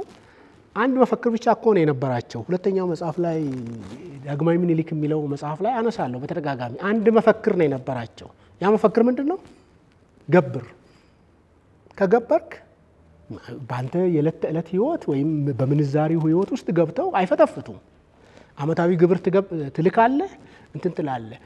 ገብር የሚለው ደግሞ ብዙ ጊዜ ከአንድ ማህበረሰብ ብቻ አይደለም የሚወጣው። የሚገርመው ነገር አይዲዮሎጂውን የሚጠላጠሉበት ይለያያል እንጂ ከዛኛውም ከዚህኛውም ሊወጡ ይችላሉ። ገብር የሚሉት አልገብርም ስትል ነው ዱላው የሚመጣው እና ቅድም ያለውም ጣጣ የሚመጣው። በኋላ ላይ እኛ ግን ወደ ኋላ ታሪካችንን ለእንትን ለግብአትነት ስንጠቀም ቅድም ማግለሉንም ማካተቱንም ትርጉም ስንሰጥ ነው፣ ለክስተቶቹ ትርጉም ስንሰጥ ነው። እና እኔ እንደዛ አድርገን በጥቅሉ እንደዛ ብናይ ከዛ ይሄ በጣም ብዙ ምንዛሪ አለው። ግን አንዱ የመጀመሪያው የመሰረት ድንጋይ ይህንን እጃችን ላይ ያለውን ሀገር ከግራ ከቀኝ ድንጋይ የሚወረውሩበትን እውቅና ሰጥተን ከዛ ብንጀምር ማለት ዛሬም እጅ ላይ ያለ ፕሮጀክት ይሄን ሰሞን የምሰማውን የሚዲያ ሙግት እንዲህ 100 ዓመት ወደ ኋላ መልሰው ነው እንደ እነዚህ ሰዎች የሚያው እኔ መጽሐፍ ላይ ያልኳቸውን ነገሮች ነው። ይሄን ሰሞን ትናንት ከትናንትና ወዲያ ምናልባት ተከታተላችሁ ከሆነ ይሄ ሀገር 3 ሀገር ሊወጣው ይችላል ተብሎ የሚነገረን ዘመን ላይ ነው ያለን። እንደ ቅርጫ ምናምን ያው 3 ሀገር ይወጣዋል ተብሎ ስለዚህ እውቅና ከሰጠነው አይ አንድ ሀገር ነው፣ ግን ውስጥ ችግሮች አሉብን፣ ችግሮቻችንን ንፍታ ልንል እንችላለን። ችግሮች ይሄን ለዚህ ሀገር እውቅና ሰጠን ማለት ደግሞ ለነዚህ ግለሰቦች ወደንም ጠላንም እውቅና እንሰጣለን እና ደጋገምኩት መሰለኝ እዚሁ ላይ ይጣይ አስተያየት አለኝ። አስተያየቴ ምንድነው? ስለ ጎበና ሳነብ ቅድም እየጠየቅኩኝ ነበረ። ጎበና ሀገር ውስጥ የለም መጽሐፉ ሲሉኝ ሄጄ ነበር እንደ ውጪ እንዴት አነበብኩት እያልኩኝ እንዴት እንዳነበብኩት አላስታውስም። ታሪኮቹን ግን በደንብ አውቃቸዋለሁ። ይሄ ሪፐብሊክ እስከ ኩሽ የሚለውን መጽሐፍ ሳነብ ነው እንዴ እኚህ ሰው አሉ እንዴ ሀገር ውስጥ ምናምን ያልኩት። ይሄኛውን መጽሐፍ ከኦሮሚያ ሪፐብሊክ እስከ ምናምን የሚለው ሳነብ ነው። ሶስተኛ መጽሐፎትን ደግሞ አጋጣሚ አግኝቼ አንብቤያለሁ። ምን ተሰማኝ? ስለ ጎበና ሳስብ ሰሜን ሸዋ ነው የማስበው። ሁሌ የሚመጣብኝም እሱ ነው። ሰሜን ሸዋ ትውልድ ቦታቸው ሄጄ አይቻለሁ። በድሮ ቤተ መንግስት፣ በአሁኑ መኖሪያ ቤት ፍርስራሹን ምናምን ሁሉንም አይቻለሁ። እንደ ጎበዝ አለቃ እንኳን ቤት አይደለም። እርሱ መቼም መጽሐፉን ጽፈዋል ያውቁታል። እና ይህንን አየሁኝና እንዴት ነው ይሄ ነገር የሚል ጥያቄ መጥቶብኝ ነበረ በወቅቱ ማለት ነው።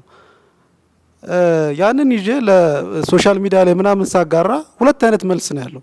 አንደኛው በሀገር አቀፍ የተደረገ የሰሜን ሸዋ ወይም ደግሞ ይሄ ገበር ያሉት ኔቲቭ ያልሆን ነው ተብሎ እያዝልኝ እዛ ውስጥ ልክ እንደ ካሃዲ ወላዋይ አፈግፋጊ ወይም ደግሞ አስጠቂ የሚለው እንደ ሀገር ይያዛል።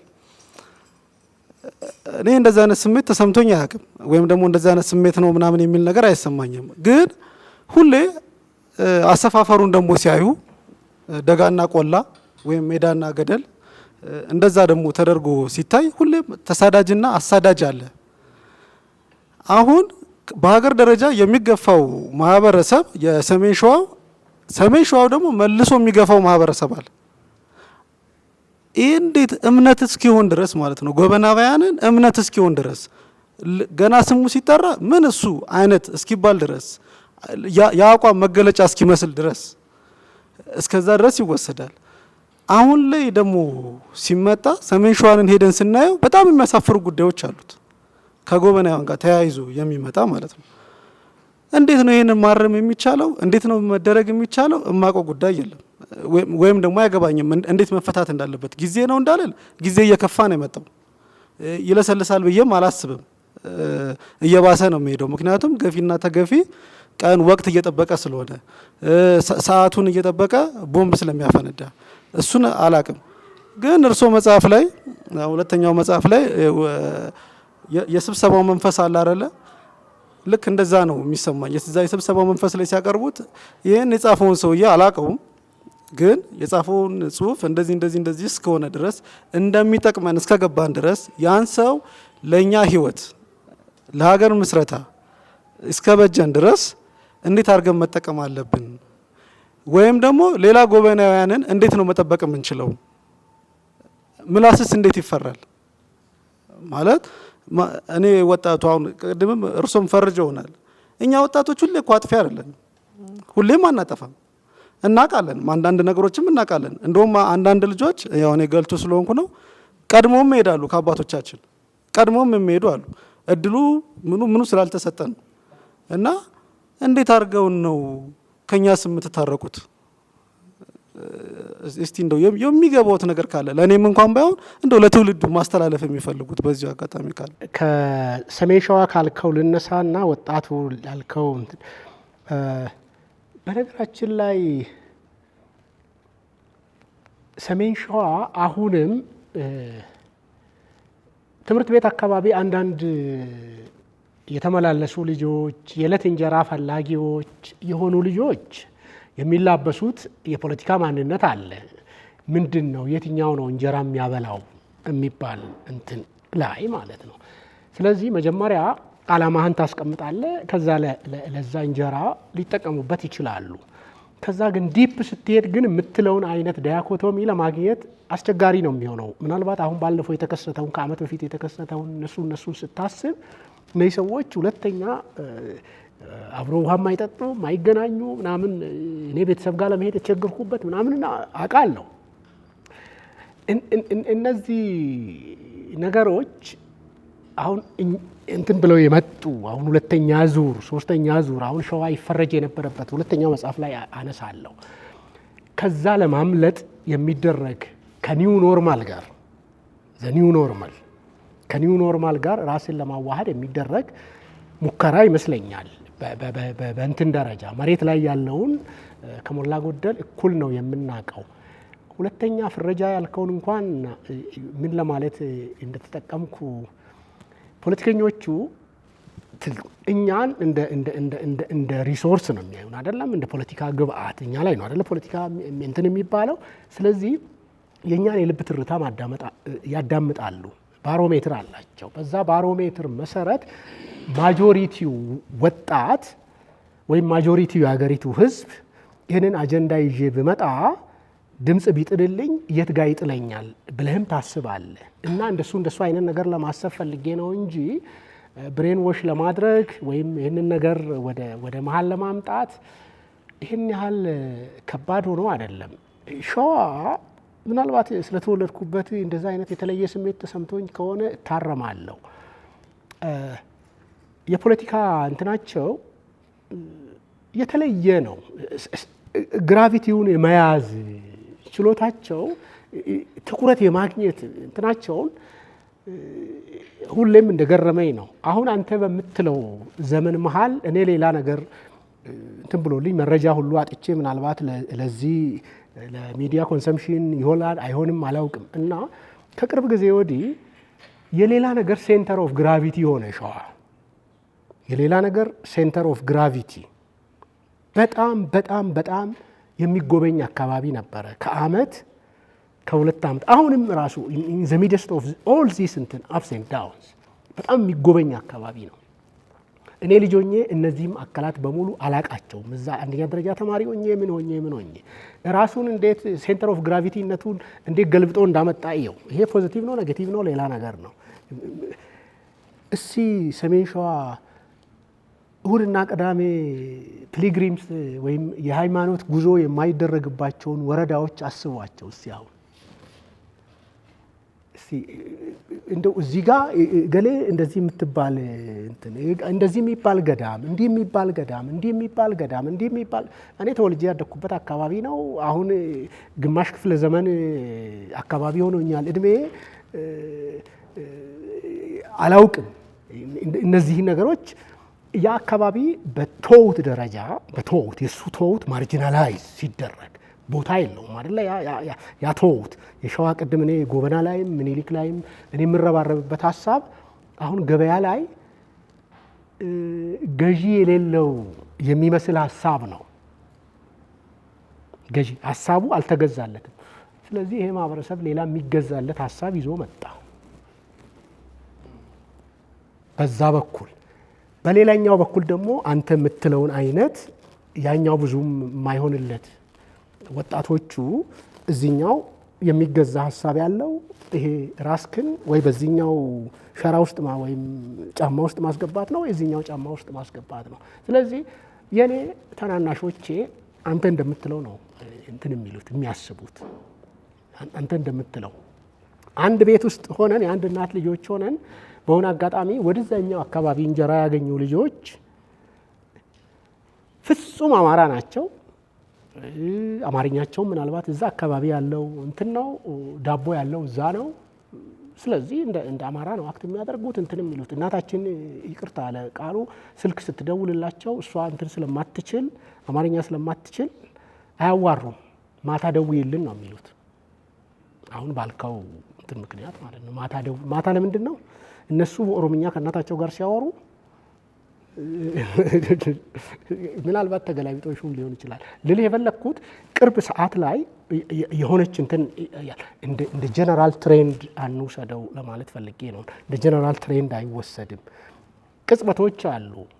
እኔ እኮ ያኔ አሁን ከ2 ዓመት ወይም ከዓመት በፊት በሆነው ነገር ለቅሶ መደራረስ እባካችሁ እዛ ውርማችሁን አውጡ፣ ለጊዜው አትምጡብን እኮ ነው የተባባል ነው። አክስቶች፣ አጎቶች፣ አንድ ምናምን ልጆች የአካባቢ እንደዛ አይነት መገለጫ ነው ያለው። ግን እሱ እንጀራ ያበላም ባለው። ስለዚህ ከዛ ያንን ሸራ ወይም ያንን እላያችን ላይ እንትን የተሰራውን ሳጥን ሰብረን መውጣት የግድ ነው የሚለው ሴንተር አካባቢ እሱ ተውት አይደለም ያለው ነው። አሁን ሴንተር አካባቢ እሱ ተውት አትሊስት ሜንስትሪም መሪዎቻችን ማይክ ሲይዙ አሁን ያኛውን ነገር አይደለም የሚሉን አይደለም። ከዛሬ 30 ዓመት በፊት ማይክ የሚይዙ ሰዎች የሚሉትንና ዛሬ ያሉት ማይክ ሲይዙ የሚሉት ነገር አንድ ነው እንዴ? ሜንስትሪም አትሊስት በሜንስትሪም ሚዲያው እኛ ታች ልንጠዛጠዝ እንችላለን። ስለዚህ ቀጥሎ ባለው ትውልድ ላይ ተስፋ ይኖረናል ባይ ነኝ ብዙ ጊዜ እና ምናልባት በጣም ከመስመር ወጥቼብህ ከሆነ ይቅርታ።